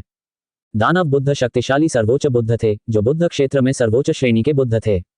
सामाजिक प्रतिष्ठा के मामले में वह बुद्ध नानवु से ऊपर और 2 बौद्ध सेवकों के बाद दूसरे स्थान पर थे। शाकोंग, तुम जागृत हो गए हो। अब तुम रक्तपिपासु नहीं हो। रक्तपिपासु जाति को परिवर्तित करने या समाप्त करने का समय आ गया है। ये पुण्य कमाने का सुनहरा अवसर है। जी हाँ, परम बुद्ध, शाकोंग समझता है। तो फिर आगे बढ़ो। शाकोंग खड़ा हो गया। बौद्ध प्रकाश ने उसके शरीर को घेर लिया और वह रक्त दानव जाति के क्षेत्र की ओर उड़ गया। बौद्ध क्षेत्र में रक्त दानव जाति की पराजय निकट थी। आखिरकार अपने धर्म परिवर्तन से पहले शाकोंग रक्त दानवों का राजा था। चूजुवान ने चारों ओर देखा। इस समय उसने बौद्ध क्षेत्र में रक्त दानव जाति का भाग्य ढहते हुए और बौद्ध कबीले की ओर एकत्रित होते हुए देखा। अतीत में वह रक्त राक्षस की जाति को नहीं देख पाया था, इसलिए ये तथ्य कि वह उन्हें देख सका, इसका मतलब था कि युद्ध का फैसला हो चुका था। दानव बुद्ध वास्तव में बहुत शानदार था। बौद्ध क्षेत्र रक्तपिपासु जाति पर विजय प्राप्त करने वाला पहला क्षेत्र बन जाएगा। बौद्ध वंश का भाग्य बुलंदियों पर था और बौद्ध दाओ सिद्धांत भी बौद्ध जगत के साथ साथ आगे बढ़ रहा था। इसके अलावा दानव बुद्ध, नानवु बुद्ध और साथ ही बौद्ध सेवक भी अधिक शक्तिशाली होते जा रहे थे। जल्द ही दूसरा क्षेत्र भी स्वर्गीय दाओ नियमों के नियंत्रण में आ जाएगा। चूजुवान ने मायरीड हेवनली मिरर को निष्क्रिय कर दिया और अपना ध्यान चुई और चुए की ओर मोड़ दिया। उन दोनों का रूपांतरण अभी पूरा होना बाकी था। वे अपना रूपांतरण तभी पूरा कर पाएंगे और दाओ क्षेत्र तक तभी पहुंच पाएंगे जब ओरिजिन दाओ क्रिस्टल का उन्नयन पूरा हो जाएगा। एक बार जब वे दाओ क्षेत्र में प्रवेश कर लेते तो वे शब्द के सही अर्थों में जीवित प्राणी बन जाते और अब वे आत्मा की कठपुतली नहीं रहते। चूजुवान ने अनुमान लगाया कि ओरिजिन दाओ क्रिस्टल को अपग्रेड करने में लगभग 10 साल लगेंगे, जो कि 60 साल पूरे होने के आसपास का समय होगा। उत्पत्ति दाओ क्रिस्टल को आधार बनाकर वह एक सच्चे महान दाओ का मार्ग प्रशस्त कर सकता था। स्वर्गीय दाओ नियमों के साथ साथ उसके पास 2 महान दाओ होंगे। इससे वह दाओयुआन क्षेत्र में अजेय हो जाएगा, है ना? बौद्ध क्षेत्र सुरक्षित कर लिया गया था और रक्त दानव जाति को पराजित कर दिया गया था। चूजुवान को यह आभास हो रहा था कि बौद्ध क्षेत्र के दिव्य मार्ग के नियम तेजी से सुधर रहे हैं। दानव बुद्ध और बुद्ध नानवु दोनों ही दिव्य क्षेत्र के शिखर पर थे। दाओ लोग बस एक कदम दूर था। एक बार जब बौद्ध क्षेत्र को स्वर्गीय दाओ नियमों में शामिल कर लिया जाएगा तो चूजुवान का साधना स्तर फिर से बढ़ जाएगा। जब उत्तरी क्षेत्र को स्वर्गीय दाओ नियमों में शामिल किया गया तब उन्हें 36 दाओ सिद्धांत प्राप्त हुए थे। क्या उन्हें बौद्ध क्षेत्र से भी वही पुरस्कार प्राप्त होगा या इससे भी अधिक? चूजुवान ने लगभग 200 दाओ सिद्धांतों को आत्मसात कर लिया था, जो किसी भी अन्य दाओयुआन स्तर के साधक से कहीं अधिक था। अल्पविराम। अंततः 50 साल का मील का पत्थर आ गया। चू जुबान ने गहरी सांस ली और सिस्टम से मिलने वाले इनाम का इंतजार करने लगी। उसने मन ही मन आह भरी। समय सचमुच बहुत जल्दी बीत गया। पलक झपकते ही 50 साल गुजर गए। वह 50 वर्षों से उस छोटे से आंगन से बाहर नहीं निकला था, लेकिन उसकी ताकत में तेजी से वृद्धि के लिए यह एक छोटी सी कीमत थी। आप 50 वर्षों तक एकांतवास में रहे और आपने स्वर्गीय दाव ताबीज योजना की प्रगति को गति दी, जिससे महान दावयुआन आपदा का विकास तेज हुआ। आपकी योजना सुविचारित और महत्वाकांक्षी थी। आपको अराजकता शास्त्र से सम्मानित किया गया है।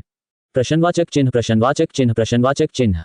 कुछ गड़बड़ थी। आप देख रहे हैं कल्टिवेशन मॉडल। अगर आपको हमारा कंटेंट पसंद आता है तो लाइक, शेयर और सब्सक्राइब जरूर करें। सिस्टम नोटिफिकेशन को देखते हुए चू जुबान गहरी सोच में डूब गया।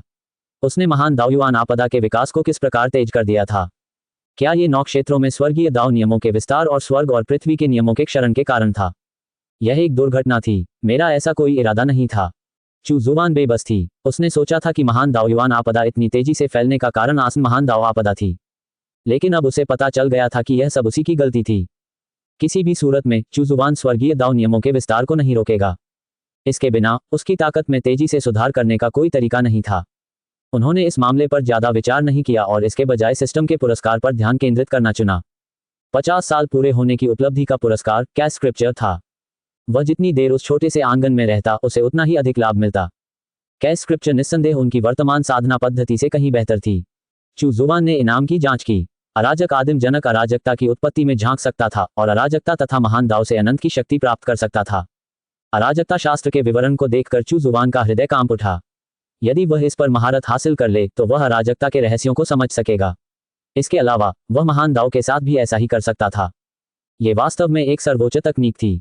चू जुबान ने गहरी सांस ली और इनाम स्वीकार किया। बूम! उस क्षण ऐसा लगा मानो चू जुबान आंगन में मौजूद ही न हो। न कोई उसकी आकृति देख सकता था और न ही उसकी उपस्थिति का पता लगा सकता था।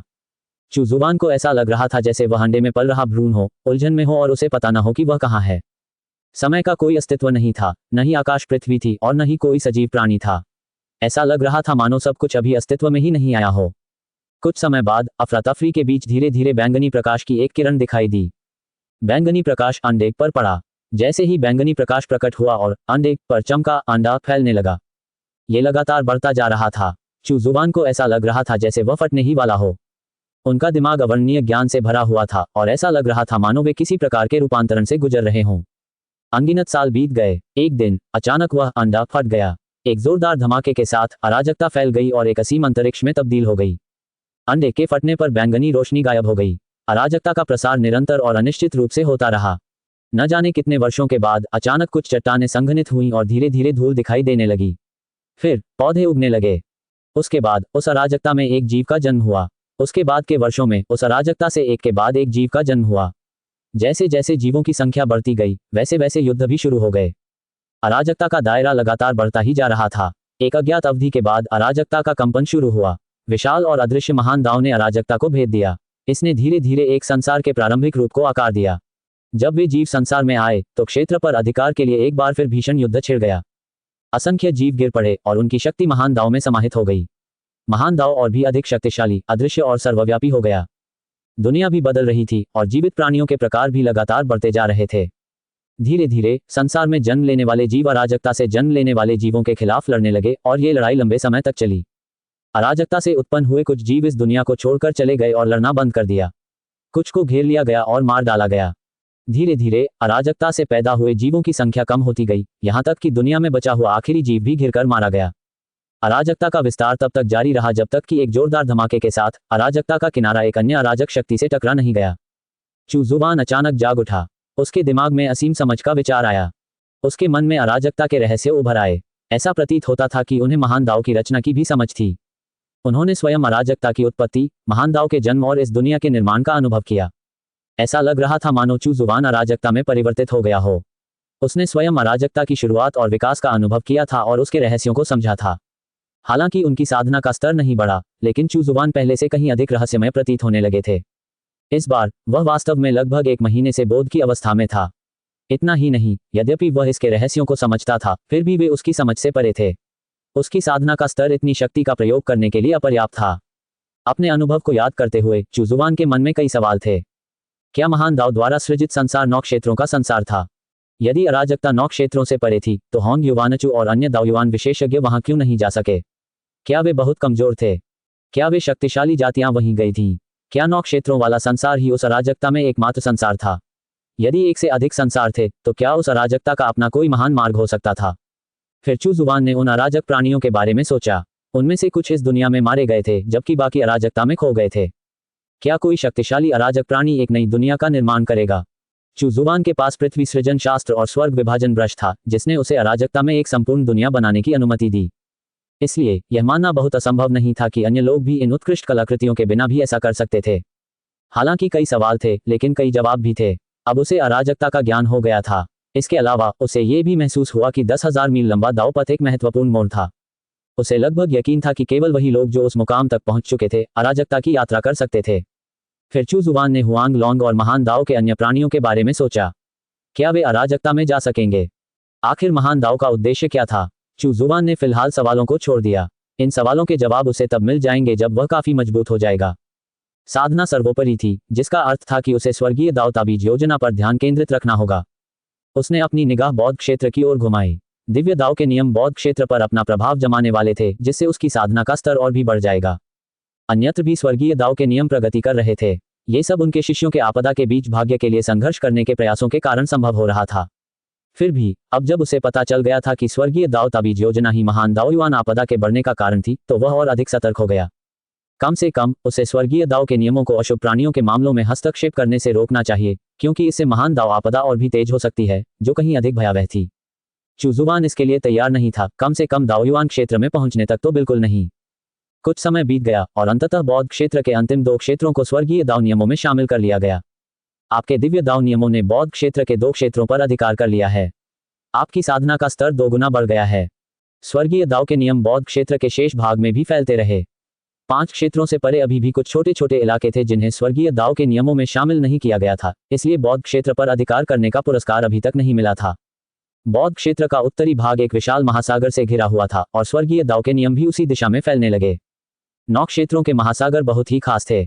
उत्तरी क्षेत्र को छोड़कर बाकी 8 क्षेत्र महासागर से जुड़े हुए थे। यहां तक कि मध्य क्षेत्र भी किसी न किसी रूप में महासागर से जुड़ा हुआ था। ये चू जुबान के लिए एक अनजान इलाका था और उसने जल्दी ही महसूस किया कि समुद्र विशाल है और संभवतः इसमें अनगिनत रहस्य और साथ ही जीवित प्राणी भी मौजूद हैं। जब दिव्य दाव के नियम बौद्ध क्षेत्र से समुद्र तक फैले तो उन्होंने समुद्री जाति की खोज की, जो समुद्र में रहने वाले सभी जीवों को समाहित करने वाला एक सामान्य शब्द था। जनसंख्या और आकार के मामले में वे वास्तव में मानव, दानव और राक्षस जातियों के बीच एक अधिपति जाति के रूप में खड़े होने के योग्य थे। चू जुबान ने पाया कि समुद्र हल्की रक्तमय रंग की आध्यात्मिक ऊर्जा से भरा हुआ था। यहां भी लड़ाई जारी थी। इंतजार। पश्चिमी क्षेत्र के उत्तरी भाग की सीमा भी महासागर से लगती थी। क्या उस छिपे हुए विशेषज्ञ ने पश्चिमी क्षेत्र पर विजय प्राप्त करने की कोशिश करने के बजाय अपना ध्यान उस ओर केंद्रित किया? इससे कई नई संभावनाएं खुल गईं, इसलिए उसे 9 क्षेत्रों के विशाल सागर पर नजर रखनी पड़ी। चू जुबान को लगा कि स्थिति पर नजर रखने के लिए वहां कुछ मोहरे तैनात करना आवश्यक है। फिलहाल वह छोटा दुष्ट राजा ही सबसे अच्छा उम्मीदवार था। अन्य सभी शिष्यों के अपने अपने लक्ष्य और योजनाएं थीं, लेकिन उसका कोई लक्ष्य नहीं था। उसका मुख्य लक्ष्य दुष्ट पुत्र से बदला लेना और अपनी मर्दांगी को पुनः प्राप्त करना था। यदि दुष्ट पुत्र समुद्र में छिपा होता तो क्या छोटा दुष्ट राजा उसे खोजने निकलता? वह निश्चित रूप से ऐसा करेगा। चू जुबान ने डू युआन को एक संदेश भेजा जिसमें उससे अनुरोध किया गया कि वह उस छोटे दुष्ट राजा और उसके द्वारा स्थापित सेनाओं को समुद्र में ले जाए। वहां अवसर भी स्वाभाविक रूप से प्रचुर मात्रा में होंगे। वर्तमान में डू युआन 9वें स्तर का दिव्य साधक था। हालांकि उसकी प्रतिभा के स्तर को देखते हुए उसके लिए दाव क्षेत्र में प्रवेश करना असंभव था।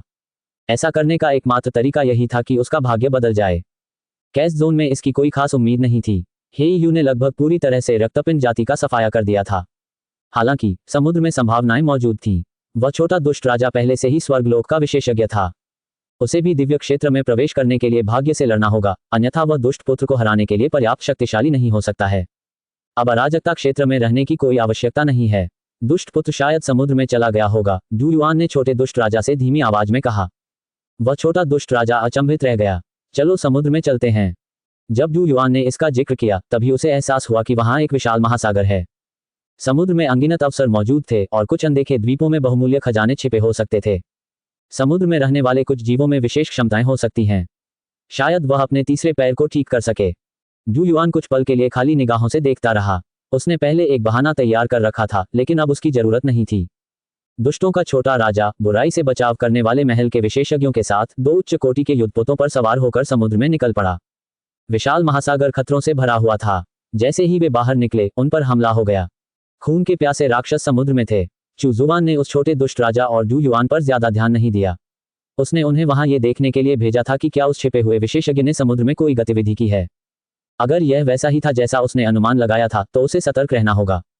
जब स्वर्गीय दाव के नियम समुद्र में फैल गए तो उसे पकड़े जाने से बचने के लिए सावधान रहना पड़ा।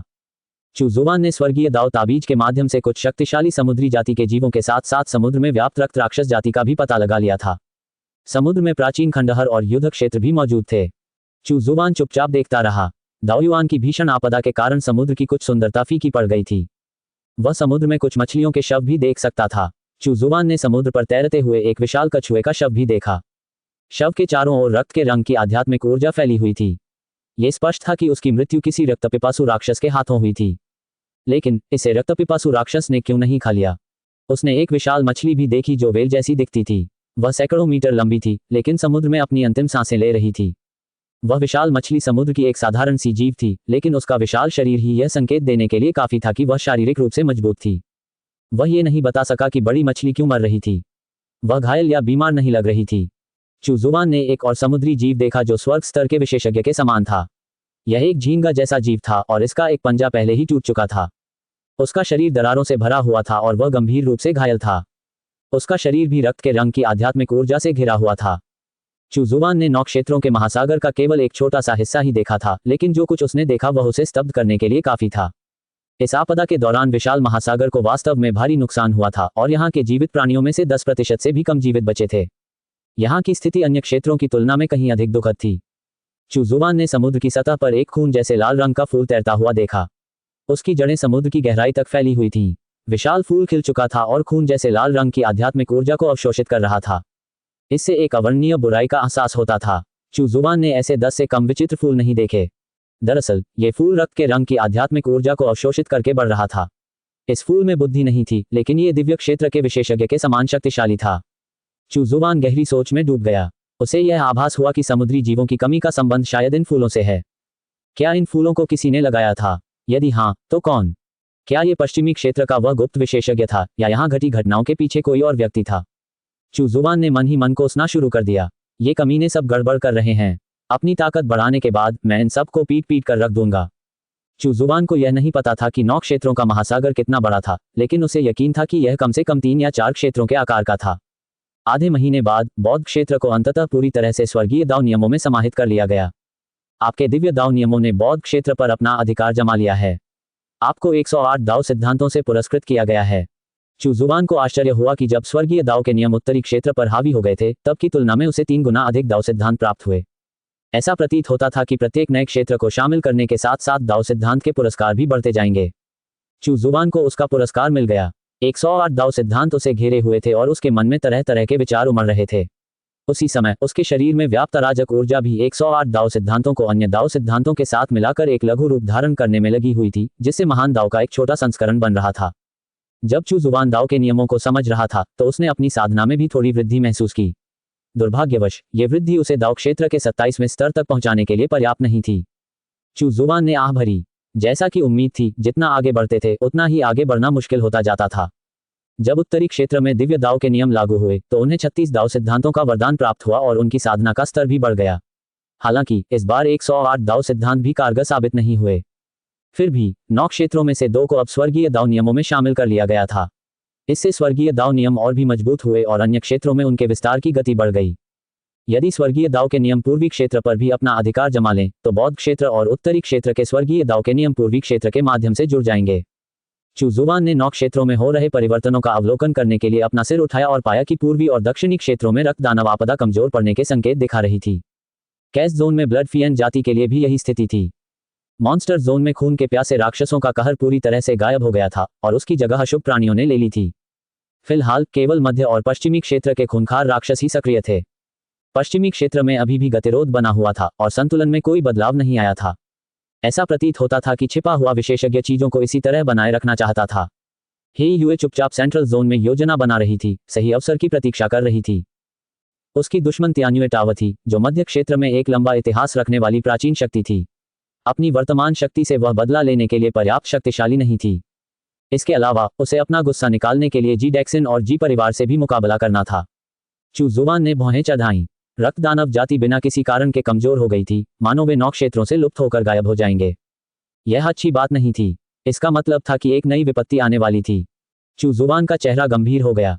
उन भयावह प्राणियों से निपटना रक्त राक्षसों से निपटने की तुलना में कहीं अधिक कठिन था।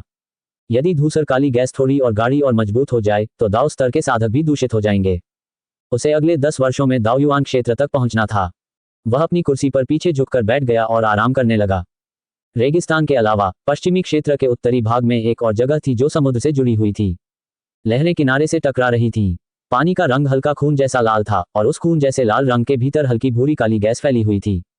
पश्चिमी क्षेत्र के उत्तरी भाग के समुद्र में स्थित एक चट्टानी द्वीप पर एक व्यक्ति पालथी मारकर बैठा था।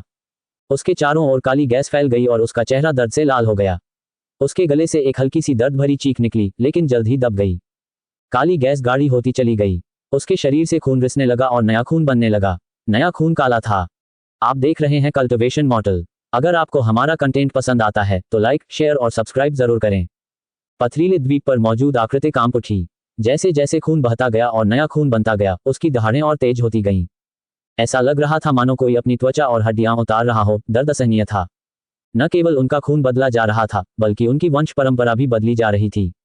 अपने वंश में परिवर्तन के साथ साथ उसकी शक्ति भी बढ़ रही थी। उसने तुरंत एक अदृश्य अवरोध को महसूस किया। यह एक ऐसी बाधा थी जिसे अनगिनत विशेषज्ञ पार नहीं कर सके। दिव्य क्षेत्र के कई विशेषज्ञ थे, लेकिन उनमें से लगभग कोई भी दाव क्षेत्र में प्रवेश नहीं कर पाया। इस अवरोध को छू पाना भी अविश्वसनीय था। जैसे जैसे काला रक्त गाढ़ा होता गया, अदृश्य अवरोध पतला होने लगा। पकड़ना, मुझे डटे रहना होगा। अदृश्य अवरोध धीरे धीरे पतला होता जा रहा था। ऐसा लग रहा था मानो एक हल्के से धक्के से ही यह पतला अवरोध टूट जाएगा।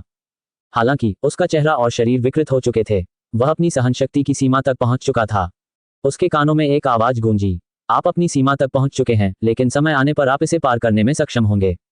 काली गैस गायब हो गई, जिससे चट्टानी द्वीप पर मौजूद व्यक्ति का चेहरा दिखाई देने लगा। वह दानव जाति का महान बुजुर्ग था। उस महान बुजुर्ग ने जमीन पर घुटने टेककर आदरपूर्वक कहा, पूर्वज जी, मेरी प्रतिभा सीमित है।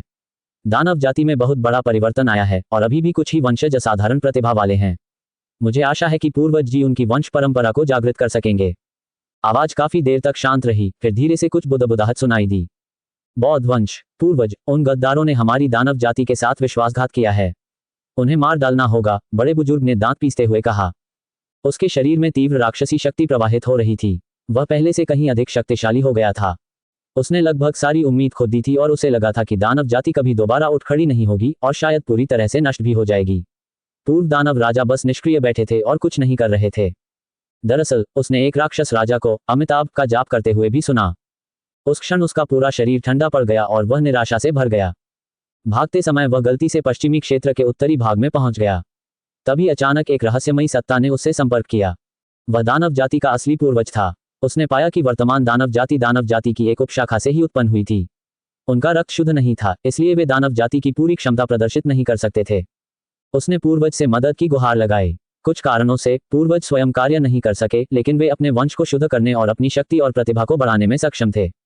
यह अफसोस की बात थी कि उसकी प्रतिभा ही उसकी सीमा थी। वह जिस वंश को जागृत कर सकता था वह सीमित था और वह सीधे दाव क्षेत्र की बाधा को पार नहीं कर सकता था। हमारी दानव जाति अतुलनीय रूप से शक्तिशाली है। हम ऐसी नियति कैसे भोग सकते हैं? तथाकथित बौद्ध वंश तो एक चींटी के समान है। जब मैं लौटूंगा तो एक झटके में उन्हें नष्ट कर दूंगा, रहस्यमयी आवाज ने ठंडे स्वर में कहा। लेकिन अभी समय सही नहीं है। आप किसी प्रतिभाशाली युवा को चुनकर मेरे पास भेज सकते हैं। मैं उसमें राक्षसी शक्ति का संचार करूंगा और उसके वंश को शुद्ध करूंगा। आप सभी को मेरे लौटने की तैयारी करनी होगी। वह आवाज बुजुर्ग व्यक्ति के दिमाग में गूंज उठी। ये गरिमा और प्रभुत्व से परिपूर्ण था। ये दुनिया अंततः हम राक्षसों की होगी। भला चींटियों जैसे तुच्छ मनुष्य 9 लोगों के स्वामी कैसे हो सकते हैं? बुजुर्ग व्यक्ति उत्साह से कांप उठा। पूर्वज, चिंता मत करो। हम आपके लौटने की तैयारी के लिए हर संभव प्रयास करेंगे, चाहे इसके लिए हमें अपनी जान ही क्यों न देनी पड़े। राक्षस जाति का पूर्वज वापस आने वाला था। बौद्ध समुदाय और मानव जाति, बस प्रतीक्षा करो। 9 क्षेत्र अंततः हमारे होंगे और उन पूर्व राक्षस राजाओं, राक्षस जाति की दुर्दशा को नजरअंदाज करने की कीमत तुम्हें चुकानी पड़ेगी। बस तुम इंतजार करो। बड़े बुजुर्ग ने आदरपूर्वक कहा। पूर्वज जी, अतीत में दाव क्षेत्र के कई दानव राजा थे, लेकिन उन्होंने दानव जाति के विनाश को बस देखते ही रहे। मैंने कई बार उनसे मदद की गुहार लगाई, लेकिन उन्होंने कुछ नहीं किया। यहां तक कि उन्होंने हमें धोखा दिया और बौद्ध धर्म अपना लिया। हे पूर्वज, कृपया इन नालायक वंशजों और देशद्रोहियों को दंडित करें। उसकी आवाज गुस्से से भरी हुई थी।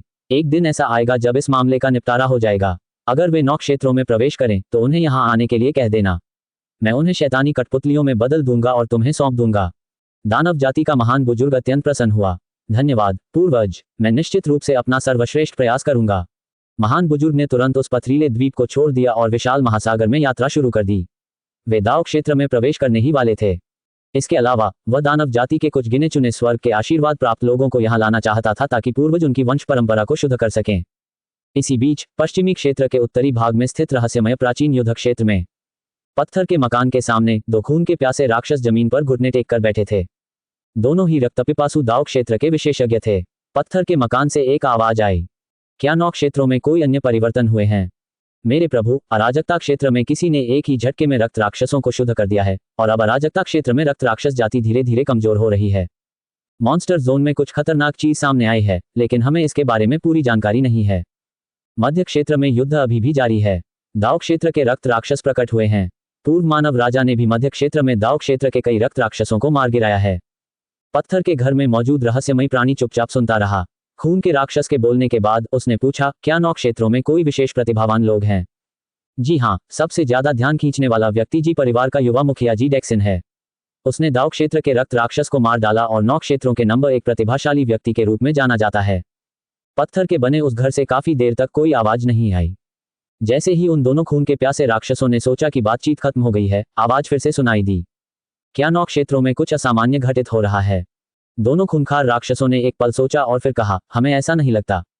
कुछ देर बाद आवाज ने कहा, हालात का संतुलन बनाए रखें, जल्दबाजी में आगे न बढ़ें और मेरे आदेशों का इंतजार करें। जी महाराज। दोनों खूंखार राक्षस पीछे हट गए। पत्थर का घर अभी भी शांत था और काफी देर बाद ही कुछ हैरान करने वाली फुसफुसाहट सुनाई दी। कुछ असामान्य नहीं, तो फिर मुझे ऐसा क्यों लग रहा है कि नौ क्षेत्रों में कुछ गड़बड़ है? क्या यह एक ऐसी घटना है जो केवल तब घटित होती है जब ये दावयुवान समाप्त होने वाला होता है, या कोई गुप्त रूप से नौ क्षेत्रों में हस्तक्षेप कर रहा है? क्या ये दिव्य जाति है या अमर जाति? जी डेक्सन। पत्थर का घर एक पल के लिए कांप उठा और एक तिरस्कारपूर्ण ठंडी फुफकार सुनाई दी, जिसके बाद फिर से सन्नाटा छा गया। केंद्रीय क्षेत्र, गठबंधन मुख्यालय। जी डेक्सन पर्वत की चोटी पर खड़ा था। उसकी आंखें चमक रही थी जब उसने नौ क्षेत्रों को देखा। उसे भी महसूस हुआ कि नौ क्षेत्रों में कुछ गड़बड़ है। उन्होंने ये भी सोचा कि इसका कारण इस दावयुवान का अंत था। हालांकि वह मानव जाति में अपनी स्थिति को लेकर अधिक चिंतित था। पूर्व मानव राजा फैंगकोंग अचानक प्रकट हुए और दाव क्षेत्र के रक्त राक्षसों का वध कर दिया। फैंगकोंग वर्तमान में मध्य क्षेत्र के सबसे शक्तिशाली मानव थे और गठबंधन में उनका अधिकार लगातार बढ़ता जा रहा था। जी डेक्सन असमंजस में था। तर्कसंगत रूप से देखा जाए तो अब तक दाव स्तर के साधकों को इस आपदा में प्रवेश कर जाना चाहिए था। दाव क्षेत्र के विशेषज्ञ क्यों नहीं थे? फैंगकोंग एक अपवाद था। वह नौ क्षेत्रों से बाहर नहीं निकला था और अभी अभी स्वस्थ हुआ था। इसके अलावा मॉन्स्टर जोन में मौजूद अशुभ प्राणियों की खबरें भी थीं। महान दावयुवान आपदा एक अजीब दिशा में आगे बढ़ रही थी। उसने इन खतरनाक प्राणियों से निपटने के तरीकों पर शोध शुरू कर दिया था। उसे ज्यादा चिंता नहीं थी। अब तक मिली जानकारी के आधार पर ये खतरनाक प्राणी बहुत कमजोर और निम्न स्तर के थे।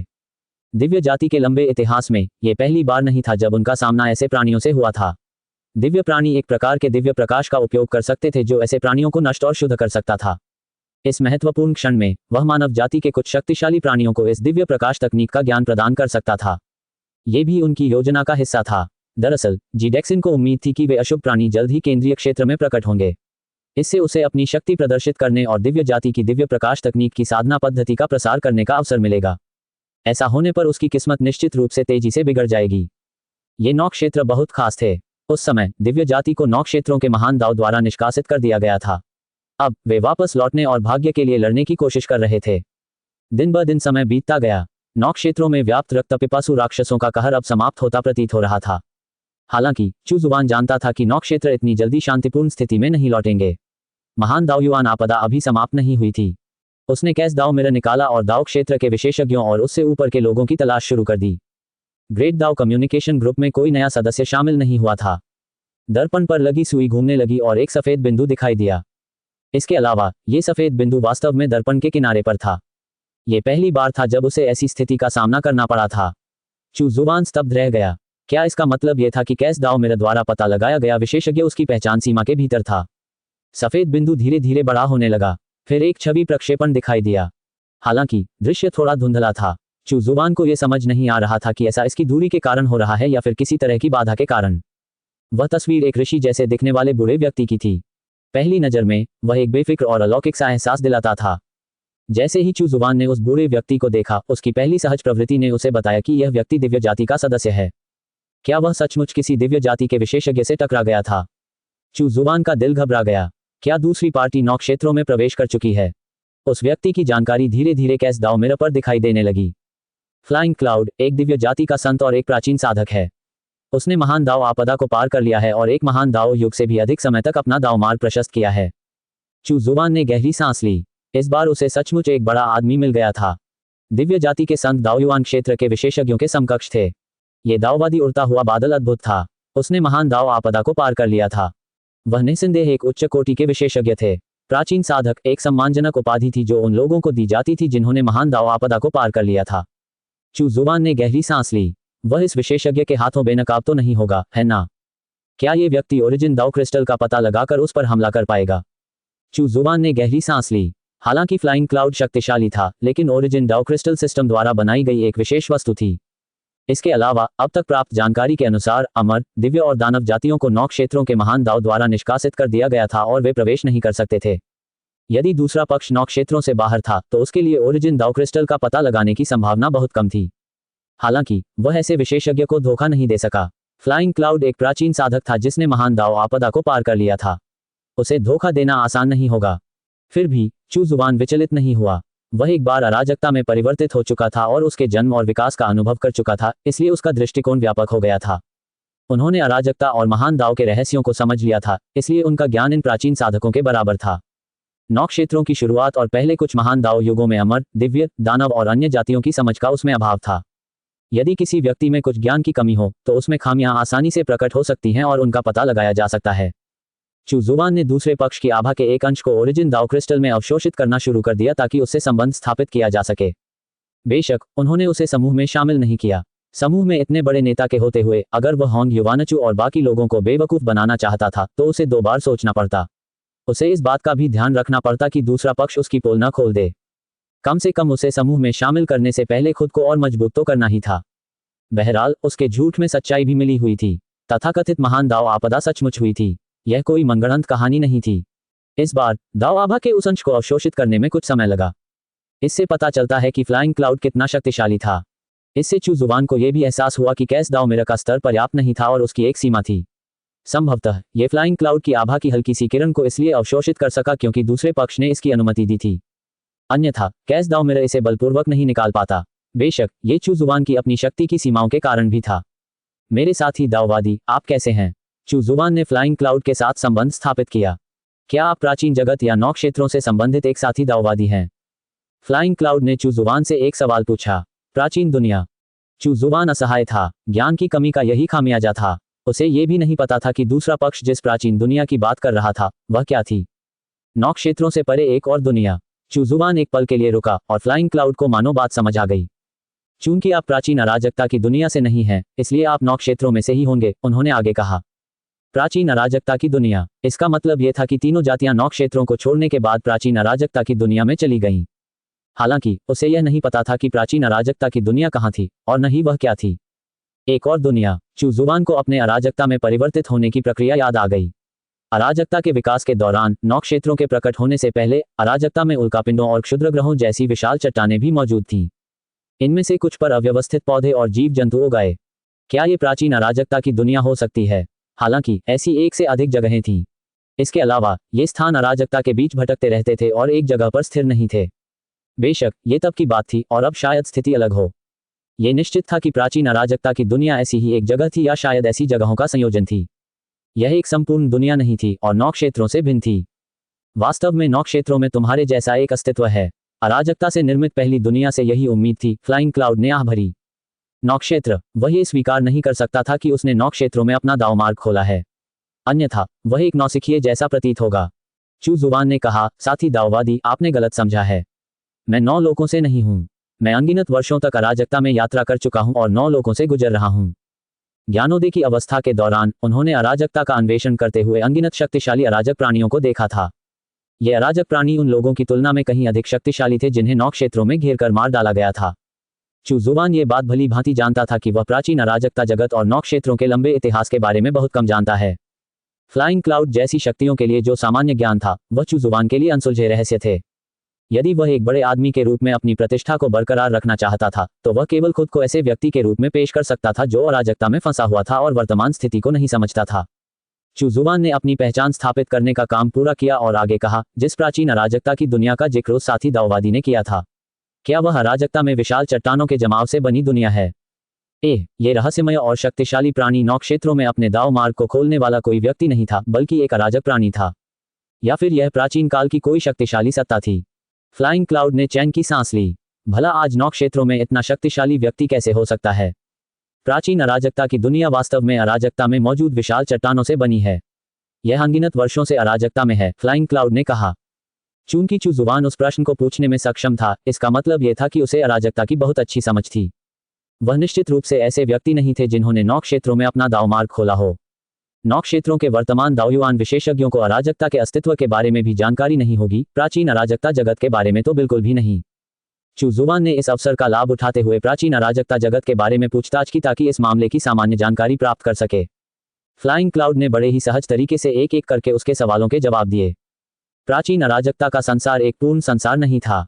प्राचीन अराजकता की दुनिया में जीवित रहने वाले लोग कम से कम स्वर्ग स्तर के साधक थे, अन्यथा वे प्राचीन अराजकता की दुनिया के गुरुत्वाकर्षण बल को सहन नहीं कर सकते थे। प्राचीन अराजकता की दुनिया में बहुत कम जीव थे, नौ क्षेत्रों की तुलना में तो और भी कम। उन्होंने इस बात की भी पुष्टि की कि अमर, दिव्य और दानव जातियां नौ क्षेत्रों से निष्कासित होने के बाद प्राचीन अराजकता की दुनिया में रह रही थीं। फ्लाइंग क्लाउड ने उससे अराजकता के बारे में कुछ सवाल भी पूछे। चूजुवान के लिए यह मुश्किल नहीं था, इसलिए उसने कुछ मामूली जानकारियों के साथ जवाब देना बेहतर समझा। उसने अराजकता के रहस्यों के बारे में कुछ भी बताने से परहेज किया। फ्लाइंग क्लाउड ने आगे कोई पूछताछ नहीं की। जाहिर तौर पर दोनों पक्ष एक दूसरे को परखने की कोशिश कर रहे थे। चूजुवान की ताकत का अंदाजा लगाने में नाकाम रहने के बाद फ्लाइंग क्लाउड ने उसे गंभीरता से लेना शुरू कर दिया, यह महसूस करते हुए कि यह एक ऐसा विशेषज्ञ है जो उससे कमजोर नहीं है। साथी दाववादी चू, क्या आप नौ क्षेत्रों में हैं? हाँ और ना। चूजुवान स्वाभाविक रूप से इसे न तो स्वीकार करेगी और न ही इनकार करेगी। अंततः उन्हें समझ में आया कि सभी शक्तिशाली विशेषज्ञ इस तरह बात करना क्यों पसंद करते थे, जिसका उद्देश्य रहस्य का माहौल बनाए रखना था। नौ क्षेत्र वर्तमान में महान दावयुआन आपदा का सामना कर रहे हैं। इस बारे में आपके क्या विचार हैं, साथी दाववादी चू? फ्लाइंग क्लाउड नौ क्षेत्रों में उत्पन्न हो रही स्थिति को लेकर काफी चिंतित प्रतीत हो रहा था। चूजुवान को यह भी संदेह था कि फैनकोन का Z crystal palace flying cloud का हो सकता है। बेशक ये सिर्फ एक अनुमान था और वह निश्चित नहीं हो सकता था। ये तो बस एक छोटी मोटी आपदा है, तो क्यों परेशान होना? चूजुवान ने बेपरवाही से कहा। नौ क्षेत्रों की आपदाएं मामूली नहीं हैं। वे देखने में छोटी आपदाएं लग सकती हैं, लेकिन छोटी आपदाएं भी बड़ी आपदाओं का कारण बन सकती हैं। साथी दाववादी फ्लाइंग क्लाउड, क्या आप महान दाव आपदा के बारे में बात कर रहे हैं? क्या साथी दाववादी चू को भी इसके बारे में पता है? बिल्कुल, लेकिन नौ क्षेत्रों की महान दाव आपदा से फेलो दाओइस्ट फ्लाइंग क्लाउड प्रभावित नहीं होना चाहिए, है ना? दाववादी उड़ता बादल एक पल के लिए चुप रहा। फिर उन्होंने कहा, साथी दाववादी चू अराजकता में विचरण कर रहे हैं और इससे परिचित नहीं हैं। महान दाव आपदा केवल नौ क्षेत्रों से संबंधित नहीं है। हम सभी नौ क्षेत्रों से आए हैं और नौ क्षेत्रों का महान दाव अराजकता को समाहित करता है। कौन इसे पूरी तरह से पार कर सकता है? चूजुवान चुपचाप सुनता रहा। नौ क्षेत्रों के महान दाव ने उनकी अपेक्षाओं को पार कर लिया था। दाववादी फ्लाइंग क्लाउड जैसी हस्तियां भी महान दाव आपदा के प्रभावों से बच नहीं सकी। नौ क्षेत्रों का महान मार्ग अराजकता में पहला महान मार्ग है, इससे कोई बच नहीं सकता। हमने नौ क्षेत्रों के महान मार्ग के आधार पर अपने मार्ग पथ खोले हैं, न कि अराजकता में स्वतंत्र रूप से। जहां तक मुझे पता है, अराजकता में कोई भी स्वतंत्र रूप से दाव मार्ग नहीं खोल सकता। हालांकि दाववादी फ्लाइंग क्लाउड ने यह बात सीधे तौर पर नहीं कही थी, लेकिन वह पहले से ही इस बात पर सवाल उठा रहा था कि चूजुवान महान दाव आपदा से प्रभावित क्यों नहीं हुआ। चूजुवान का चेहरा शांत था। मैंने नौ क्षेत्रों के महान दाव के जन्म को देखा और कुछ ज्ञान प्राप्त किया, जिससे मैंने अपना दाव मार्ग खोला। उसके बाद मैंने अराजकता के बीच यात्रा की। शायद इसी कारण से मैं महान दाव आपदा से अप्रभावित रहा। आओ और मेरी पूजा करो। भले ही आप कितने भी पुराने साधक हों, फिर भी आप मेरे मुकाबले कनिष्ठ ही हैं। मैंने अराजकता के जन्म और नौ क्षेत्रों के महान दाव का अनुभव तो कर ही लिया है। चूजुवान को अपनी किसी भी खामी के उजागर होने की जरा भी चिंता नहीं थी। अराजकता की समझ के मामले में कोई भी उसकी बराबरी नहीं कर सकता था। इसके अलावा वह वर्तमान में अराजकता शास्त्र का अभ्यास कर रहा था। अन्य लोग शायद अराजकता में दाव मार्ग खोलने में सक्षम न हो, लेकिन चूजुवान अराजकता शास्त्र का उपयोग करके ऐसा कर सकता था।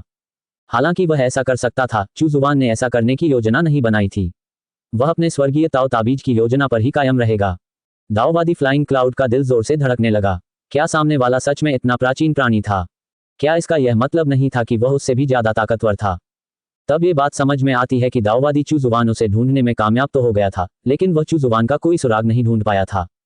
मेरे साथी दाओवादी चू वास्तव में एक ऐसी ही हस्ती हैं। दाओवादी उड़ते बादल ने आह भरी। यद्यपि मैं लंबे समय से इस क्षेत्र में हूं, फिर भी मुझे वर्तमान नौ क्षेत्रों और प्राचीन अराजकता जगत के बारे में ज्यादा जानकारी नहीं है। आशा है कि मेरे साथी दाओवादी फ्लाइंग क्लाउड मुझे इस विषय में ज्ञान प्रदान कर सकेंगे।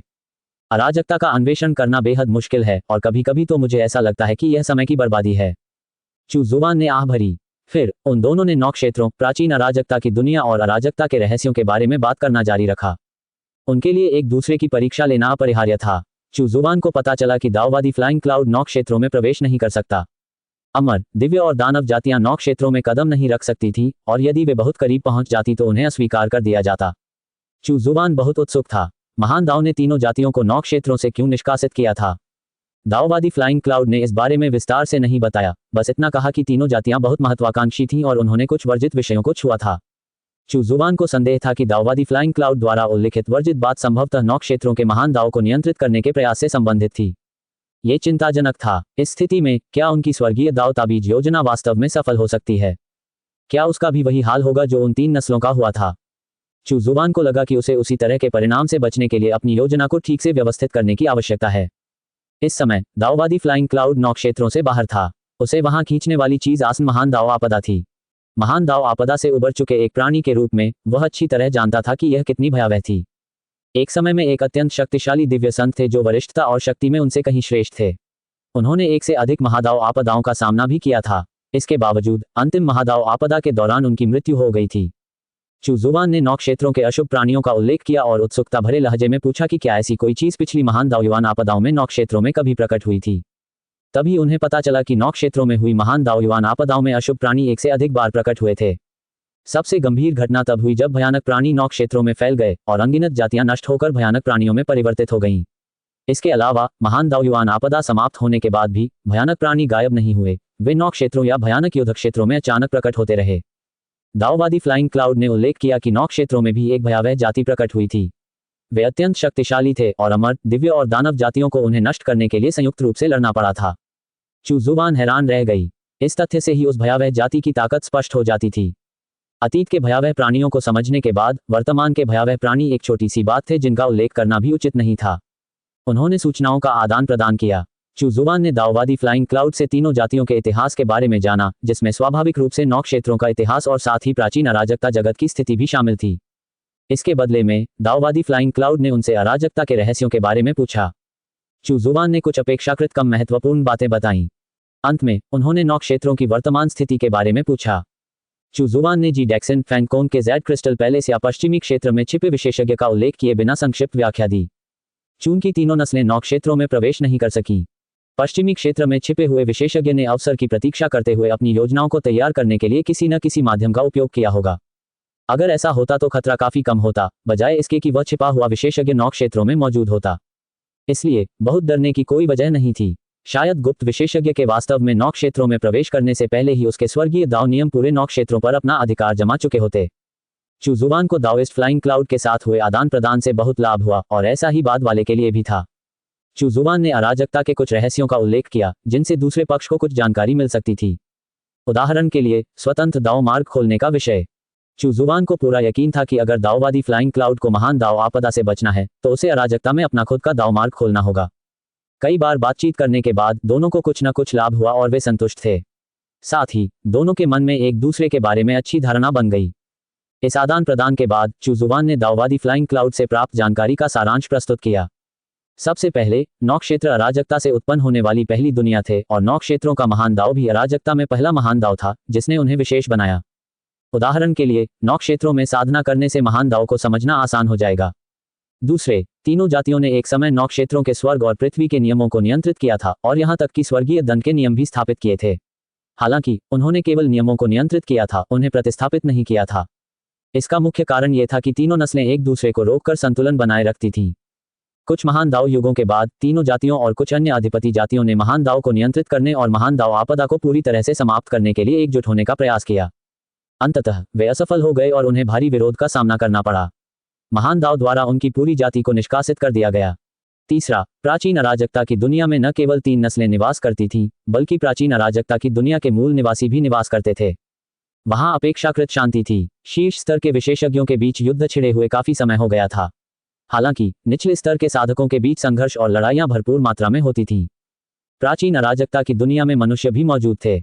नौ क्षेत्रों के मनुष्यों के विपरीत प्राचीन अराजकता लोक के मनुष्यों के शरीर अत्यंत मजबूत और उनमें अपार शक्ति थी। वे प्राचीन अराजकता लोक के मूल निवासियों में से एक थे। प्राचीन काल में वे नौ क्षेत्रों में आए थे और उन्हें विशालकाय जाति के रूप में जाना जाता था। ऐसी अफवाह थी कि नौ क्षेत्रों में मानव जाति को शरीर को मजबूत बनाने की तकनीकें उन्हीं लोगों ने सौंपी थीं, जो मानव जाति के नौ क्षेत्रों में खुद को स्थापित करने के मूलभूत कारणों में से एक था। दाओइस्ट फ्लाइंग क्लाउड से प्राप्त जानकारी को संकलित करने के बाद चू जुवान एक निष्कर्ष पर पहुंचा। तीनों जातियां नौ क्षेत्रों में पुनः लौटने का अवसर तलाशना चाहती थीं। ऐसा इसलिए था क्योंकि वे महान दाओ आपदा से पूरी तरह से उबरने का एक तरीका खोजना चाहते थे और साथ ही कुछ अवसर भी प्राप्त करना चाहते थे। अराजकता में जन्म लेने वाली पहली दुनिया होने के नाते नौ क्षेत्रों में स्वाभाविक रूप से कुछ विशेष अवसर मौजूद थे। वे सभी नौ क्षेत्रों में कुछ युवा प्रतिभाओं को भेजने के अवसर की प्रतीक्षा कर रहे थे, तभी महान दाओ आपदा शुरू हो गई। कम से कम उन्हें अपनी विरासत नौ क्षेत्रों में छोड़नी ही थी। जब तक नौ क्षेत्रों में तीनों जातियों की विरासतें मौजूद रहेंगी, वे समय के साथ धीरे धीरे महान दाओ की अस्वीकृति को कम कर सकती हैं। राक्षस जाति ने नौ क्षेत्रों में मिश्रित रक्त वाले राक्षस वंश के वंशज छोड़े थे। इतने लंबे समय के बाद राक्षस जाति के प्रति महान दाओ की अस्वीकृति थोड़ी कमजोर हो गई थी। चू जुवान को लगभग यकीन था कि वह गुप्त विशेषज्ञ दानव जाति से था। इससे थोड़ी परेशानी खड़ी हो गई। वह और दानव जाति एक दूसरे के कट्टर दुश्मन थे।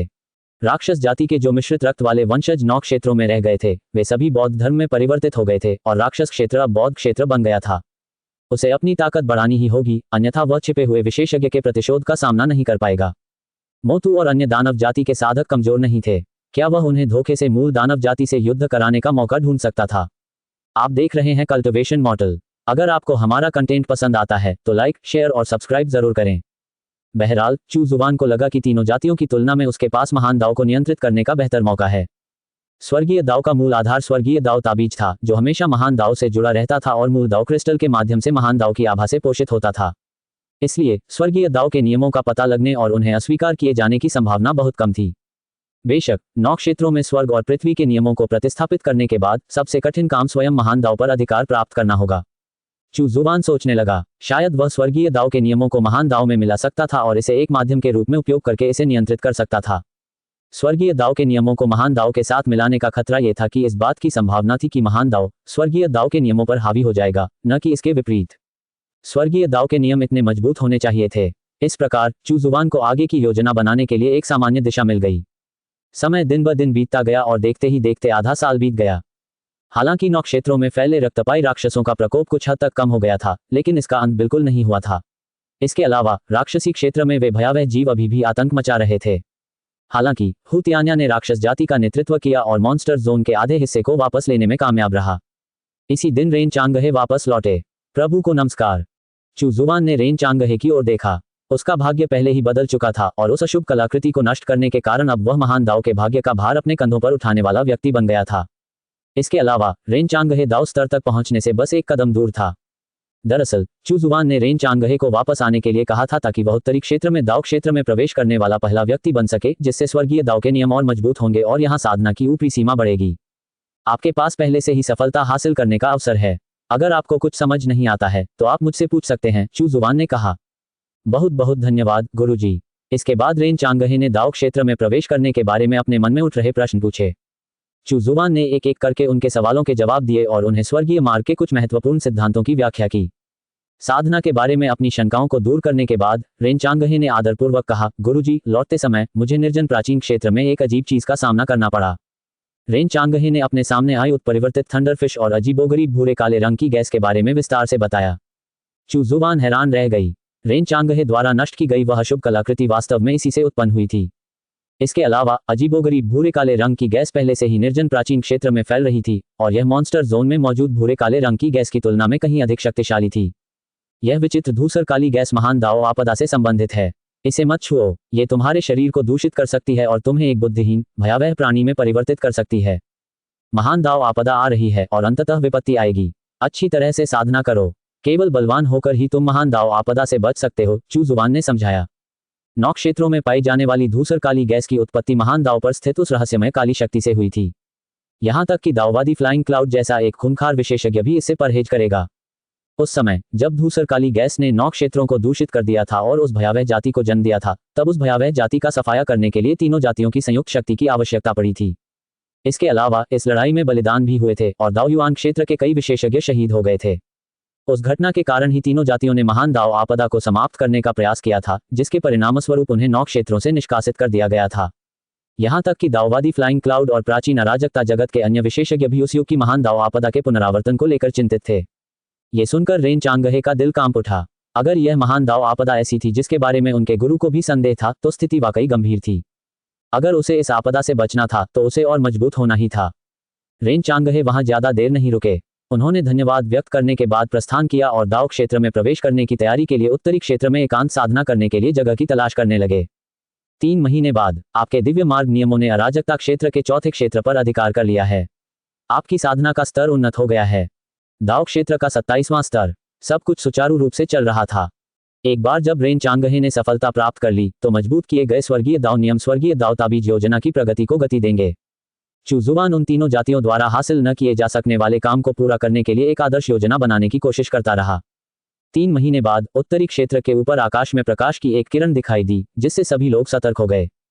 क्या उत्तरी क्षेत्र पर अंततः महान दाओयुआन आपदा आने वाली थी? अगर ऐसा था तो वे मुश्किल में पड़ सकते थे। उत्तरी क्षेत्र के कई विशेषज्ञ अन्य क्षेत्रों की सहायता के लिए चले गए थे। प्रकाश की एक लकीर उत्तरी क्षेत्र में फैल गई, जिसके बाद एक रहस्यमय आभा चारों ओर फैल गई। उत्तरी क्षेत्र के दिव्य क्षेत्र के विशेषज्ञों को मानो कोई दिव्य ज्ञान प्राप्त हुआ हो। दिव्य क्षेत्र से परे का मार्ग खुल गया था। क्या यह महान दाओयुआन आपदा नहीं थी? प्रकाश की वह लकीर 2 घंटे तक बनी रही और फिर गायब हो गई। उत्तरी क्षेत्र में आध्यात्मिक ऊर्जा धीरे धीरे बढ़ने लगी। दिव्य क्षेत्र अब सीमा नहीं रह गया था। निस्संदेह प्रकाश की यह किरण रेन चांगहे के दाओ क्षेत्र में प्रवेश करने के कारण थी। आपके नाम के शिष्य रेन चांगहे ने दाओ क्षेत्र में प्रवेश कर लिया है। आपको अव्यवस्थित ऊर्जा का एक पिंड पुरस्कार के रूप में दिया गया है। रेन चांगहे की सफलता के बाद तीसरा दिन। आपके दिव्य मार्ग नियमों ने अराजकता क्षेत्र के 5वें क्षेत्र पर अधिकार कर लिया है।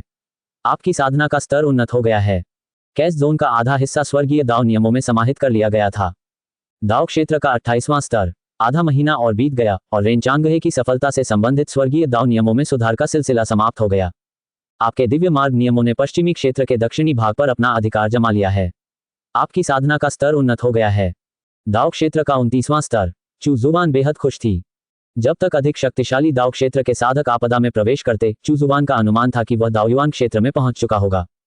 उसके बाद 9 क्षेत्रों में स्थिति में थोड़ा बदलाव आया।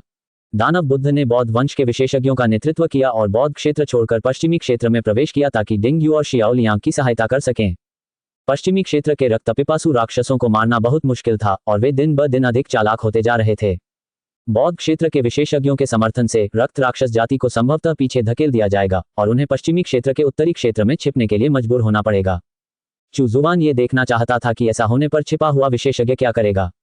जैसा कि अपेक्षित था, दानव बुद्ध और बौद्ध क्षेत्र के पूर्व रक्त राक्षस राजा शाकोन के आगमन के बाद रक्त राक्षस जाति पीछे हटने लगी। सामान्य रक्तपिपासुओं के विपरीत, जो इस स्थिति में और भी अधिक क्रूरता से लड़ते, इन बुद्धिमान रक्तपिपासुओं ने अपनी शक्ति और अपने जीवन को बचाने के लिए पीछे हट गए। 3 महीने से भी कम समय में पश्चिमी क्षेत्र के पूर्वी भाग और स्वर्गीय दाओ के नियमों ने इस क्षेत्र में घुसपैठ करने का अवसर तेजी से प्राप्त कर लिया। डिंगयू और शियाओ लियांग के नेतृत्व में मानव सेना दानव बुद्ध और बौद्ध जाति के विशेषज्ञों के समर्थन से पश्चिमी क्षेत्र के उत्तरी भाग की ओर बढ़ी। एक बार फिर भीषण युद्ध छिड़ गया। ये लड़ाई आधे साल से भी अधिक समय तक चली। अंत में रक्तपिपासु राक्षसों को पराजित किया गया और मानव बौद्ध संयुक्त सेना ने उत्तरी क्षेत्र में प्रवेश किया। दाओयुआन की भीषण आपदा के बाद यह पहली बार था जब मानव जाति ने उत्तरी क्षेत्र में कदम रखा था। रक्त के रंग की वह आध्यात्मिक ऊर्जा जो हवा में व्याप्त थी, अत्यंत सघन थी। असंख्य रक्तपिपासु प्राणी उभरने लगे। डिंगयू और अन्य लोगों ने अपने कब्जे वाले क्षेत्र की रक्षा और उसे स्थिर करने के लिए एक विशाल सैन्य संरचना बनाई। उन्होंने रक्त के रंग की आध्यात्मिक ऊर्जा को धीरे धीरे क्षीण करने के लिए समय पर भरोसा किया। उत्तरी क्षेत्र को वापस लेने में लंबा समय लगेगा। आपके दिव्य मार्ग के नियमों ने पश्चिमी क्षेत्र के पूर्वी भाग पर अपना अधिकार जमा लिया है। आपकी साधना का स्तर उन्नत हो गया है।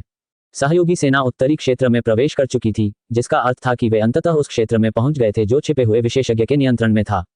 चूजुवान ने पश्चिमी क्षेत्र के उत्तरी भाग में हो रहे परिवर्तनों पर ध्यान दिया। अगर हालात बेकाबू हो गए तो दाओ क्षेत्र के रक्त राक्षस यहां प्रकट हो सकते हैं। चूंकि रेन चांगहे ने अपनी साधना में सफलता प्राप्त कर ली थी और उसे स्थिर कर लिया था, इसलिए चूजुवान ने उससे जाकर स्थिति के अनुसार कार्य करने को कहा। उत्तरी क्षेत्र प्राचीन युद्ध क्षेत्र। वे दोनों खूंखार राक्षस पत्थर के घर के सामने घुटने टेक कर बैठ गए। कचरा, पत्थर के मकान से एक ठंडी आवाज आई। वे दोनों खूंखार राक्षस भय से कांप उठे। काफी देर बाद पत्थर के घर से एक शाखा बाहर निकली। वह स्याही की तरह काली थी और एक अज्ञात आभा से घिरी हुई थी। जैसे ही पेड़ की शाखा दिखाई दी, ऐसा लगा मानो उसे किसी प्रकार की शक्ति का विरोध झेलना पड़ा हो और वह टूटने लगी। हालांकि कुछ दरारें दिखाई देने के बाद दरारें पड़ना बंद हो गईं और बिजली चली गई। जाओ, जरूरत पड़ने पर तुम कार्रवाई कर सकते हो। तुम्हें उत्तरी क्षेत्र की रक्षा करनी होगी, पत्थर के घर से आती आवाज ने ठंडे स्वर में कहा। जी महाराज। दोनों खूंखार राक्षस अत्यंत प्रसन्न हुए।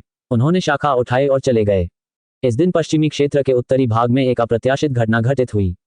रक्तपिपासु राक्षस आकाश से रक्त वर्षा की तरह उतरे और सहयोगी सेना के शिविर की ओर बढ़ गए। बूम, जल्दी पीछे हटो। सहयोगी सेना पीछे हट गई, जबकि दिव्य क्षेत्र के विशेषज्ञों का एक समूह अचानक हमला करने वाले रक्त राक्षस विशेषज्ञों का सामना करने के लिए आगे बढ़ा। संपर्क में आते ही मानव विशेषज्ञों के भावों में जबरदस्त बदलाव आ गया। एक और लड़ाई छिड़ गई। इस बार सहयोगी सेना पिछड़ गई थी और उनके विशेषज्ञ घायल हो रहे थे। डिंग यू और शियाओ लियांग दोनों ने रक्त राक्षस विशेषज्ञों को रोकने के लिए हमला किया। 10,000 तलवारों की बाढ़। तलवार की ऊर्जा रक्त लाल आकाश में फैल गई और पलक झपकते ही 6 या 7 रक्त राक्षस नष्ट हो गए।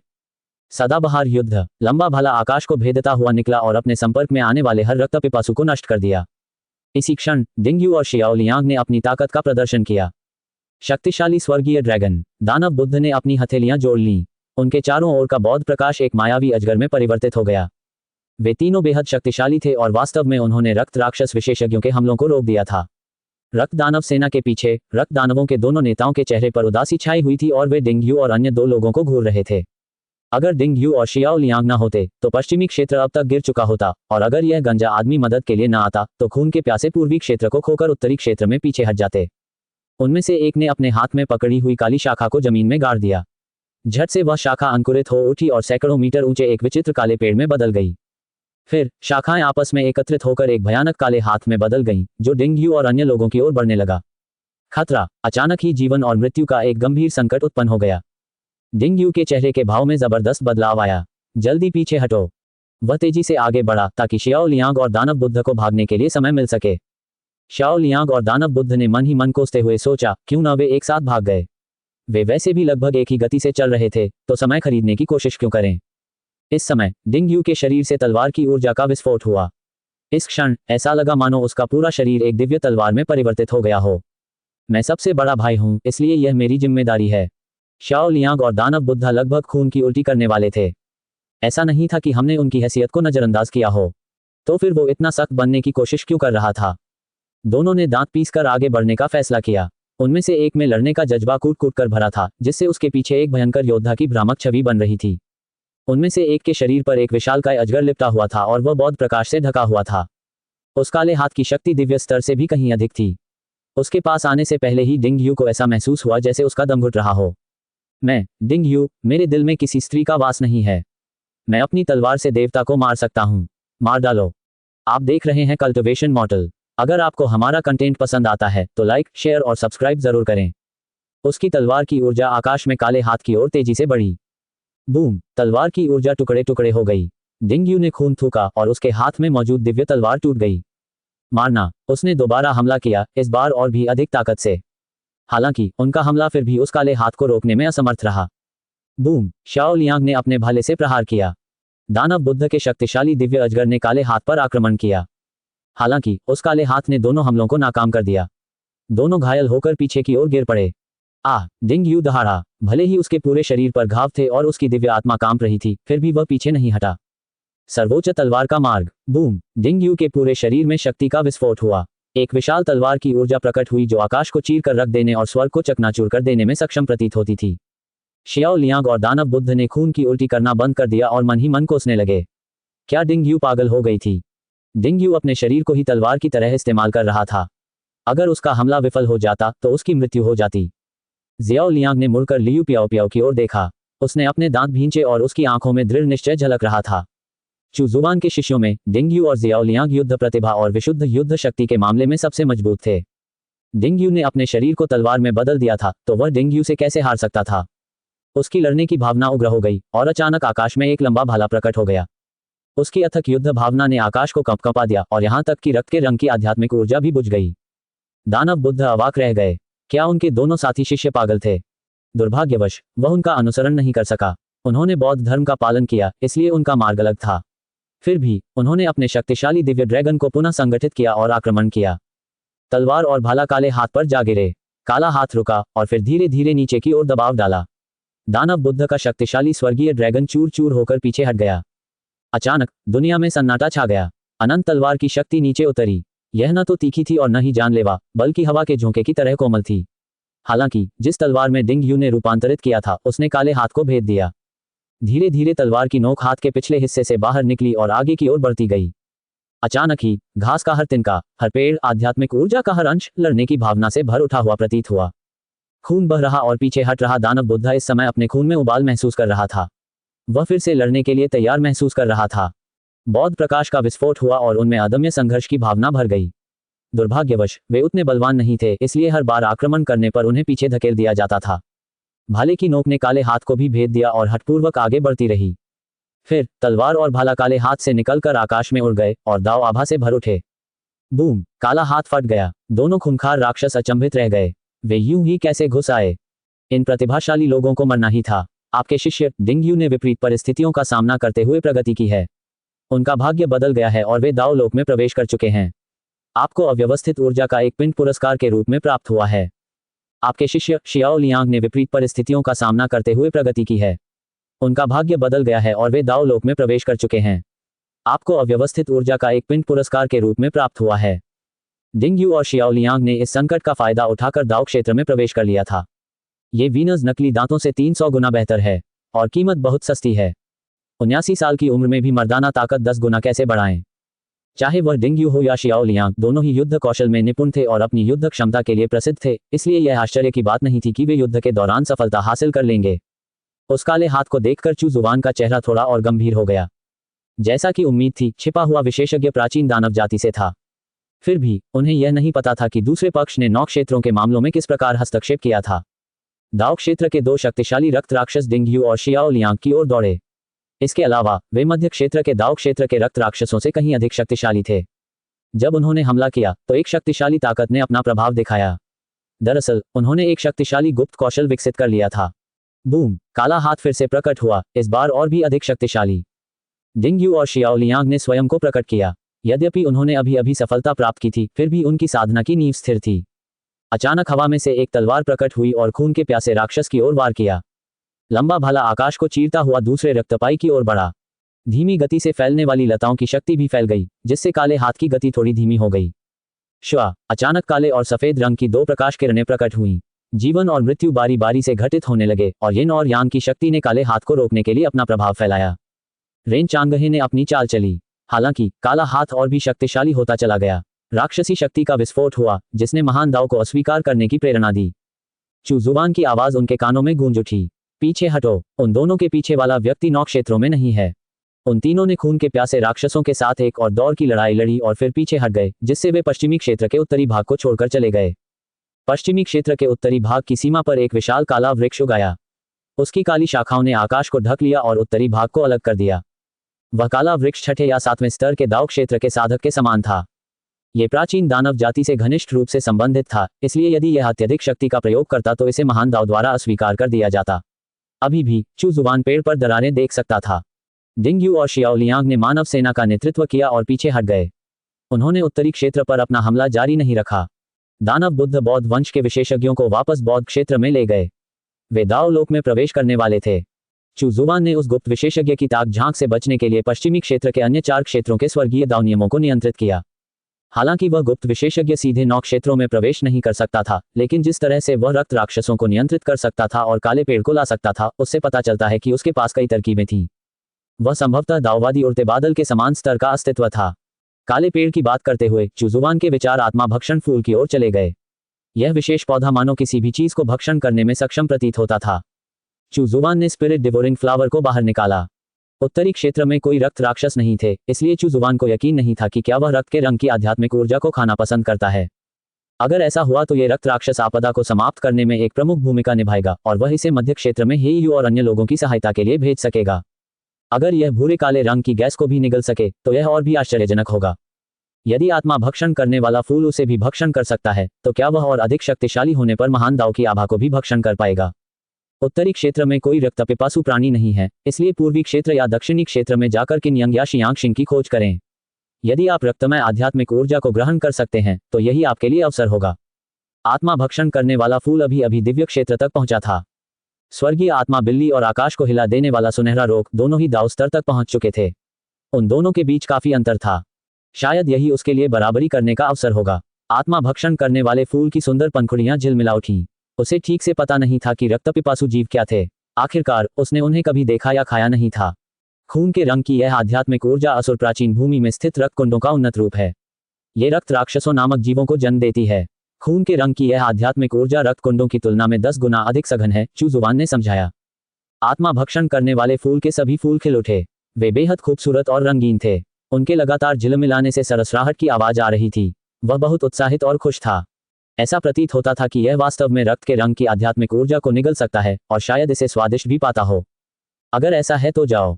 चू जुबान ने अपना हाथ हिलाया। आत्मा भक्षण करने वाले फूल की सहायता से स्वर्गीय दाव नियमों का विस्तार और भी तेजी से होगा। वह शीघ्र ही दावयुआन क्षेत्र में पहुंच जाएगा। आत्मा भक्षण करने वाला फूल झिलमिलाया और क्षितिज में गायब हो गया। ऐसा लग रहा था मानो वह अधीर हो। दक्षिणी क्षेत्र। शियांग जिंग ने दक्षिणी क्षेत्र के कलाकृति शोधकों को इकट्ठा करके एक संयुक्त संरचना बनाई थी जिसने रक्त के रंग की आध्यात्मिक ऊर्जा को संकुचित करके एक स्थान पर एकत्रित किया था। उसने इसे रखने के लिए एक पात्र को भी परिष्कृत किया। इसका उद्देश्य रक्त राक्षसों को लगातार पुनर्जीवित होने से रोकना था। जब तक वह रक्त राक्षसों को पुनर्जीवित होने से रोक सकता था तब तक वह रक्त के रंग की आध्यात्मिक ऊर्जा को शुद्ध करने के लिए अपना समय ले सकता था। उन्होंने रक्त के रंग की आध्यात्मिक ऊर्जा को शुद्ध करने की एक नई और अधिक कुशल विधि पहले ही खोज ली थी। शियांग बैंग भी इस योजना का हिस्सा था। फैंग कोंग के जाने के बाद वह दक्षिणी क्षेत्र का सबसे शक्तिशाली व्यक्ति था और दाव स्तर तक पहुंचने के सबसे करीब था। अब जियांग बैंग को यह महसूस हो रहा था कि वह दाव क्षेत्र से केवल एक कदम दूर है। हालांकि जियांग जिंग की साधना में हुई वृद्धि ने उसे चौंका दिया। महज थोड़े समय में जियांग शिंग की साधना लगभग उसकी अपनी साधना के स्तर तक पहुंच गई थी। वास्तव में उसे ऐसा लग रहा था कि जियांग शिंग उससे पहले ही दाव स्तर तक पहुंच सकता है। शियांग जिंग का लक्ष्य दक्षिणी क्षेत्र में रक्त दानवों के प्रकोप को जल्द से जल्द समाप्त करना था। आखिरकार महान दाव का प्रकोप क्षितिज पर मंडरा रहा था। इसके अलावा वह केंद्रीय क्षेत्र में भी जाना चाहता था। जी डैक्सन, यह एक ऐसा प्रतिभाशाली व्यक्ति था जिसकी प्रशंसा उसके गुरु ने भी की थी। इसके अलावा एक साथी शिष्य होने के नाते उसे हे यू को उसके प्रतिशोध में मदद करनी चाहिए। मध्य क्षेत्र में बहुत सारे विशेषज्ञ थे और बहुत सारी प्राचीन शक्तियां थीं जिनका लंबा इतिहास था। जब तक हे यू गुरु से हस्तक्षेप करने के लिए नहीं कहती तब तक उसके लिए अकेले बदला लेना मुश्किल होगा। शियांग जिंग भी मध्य क्षेत्र की प्राचीन शक्तियों के प्रतिभाशाली लोगों के साथ प्रतिस्पर्धा करना चाहता था और ये देखना चाहता था कि वे कितने सक्षम हैं। उसने ये भी सुना था कि एक प्राचीन शक्ति का उत्तराधिकारी था जो कियान मिंग की साधना पद्धति को पाने की लालसा रखता था। शानदार गठन, सक्रिय हो जाओ। ये संरचना एक गहरे लाल रंग की बाधा थी जिसने दक्षिणी क्षेत्र के आधे से अधिक हिस्से को ढक रखा था। इसके भीतर रक्त राक्षस और रक्त रंग की आध्यात्मिक ऊर्जा को इससे उत्पन्न होने वाली लाल लपटों द्वारा शुद्ध किया जा रहा था। नवजात रक्त जगत को दबाने के बाद उसने दक्षिणी क्षेत्र की सभी सेनाओं और संसाधनों को जुटाकर एक गठन तैयार किया, साथ ही रक्त राक्षसों को एक साथ इकट्ठा किया। ये संरचना सफल रही। हालांकि रक्त राक्षस पुनर्जीवित होते रहेंगे, लेकिन एक बार जब इस अवरोध के भीतर रक्त के रंग की आध्यात्मिक ऊर्जा शुद्ध हो जाएगी तो सब कुछ समाप्त हो जाएगा। शर्तें।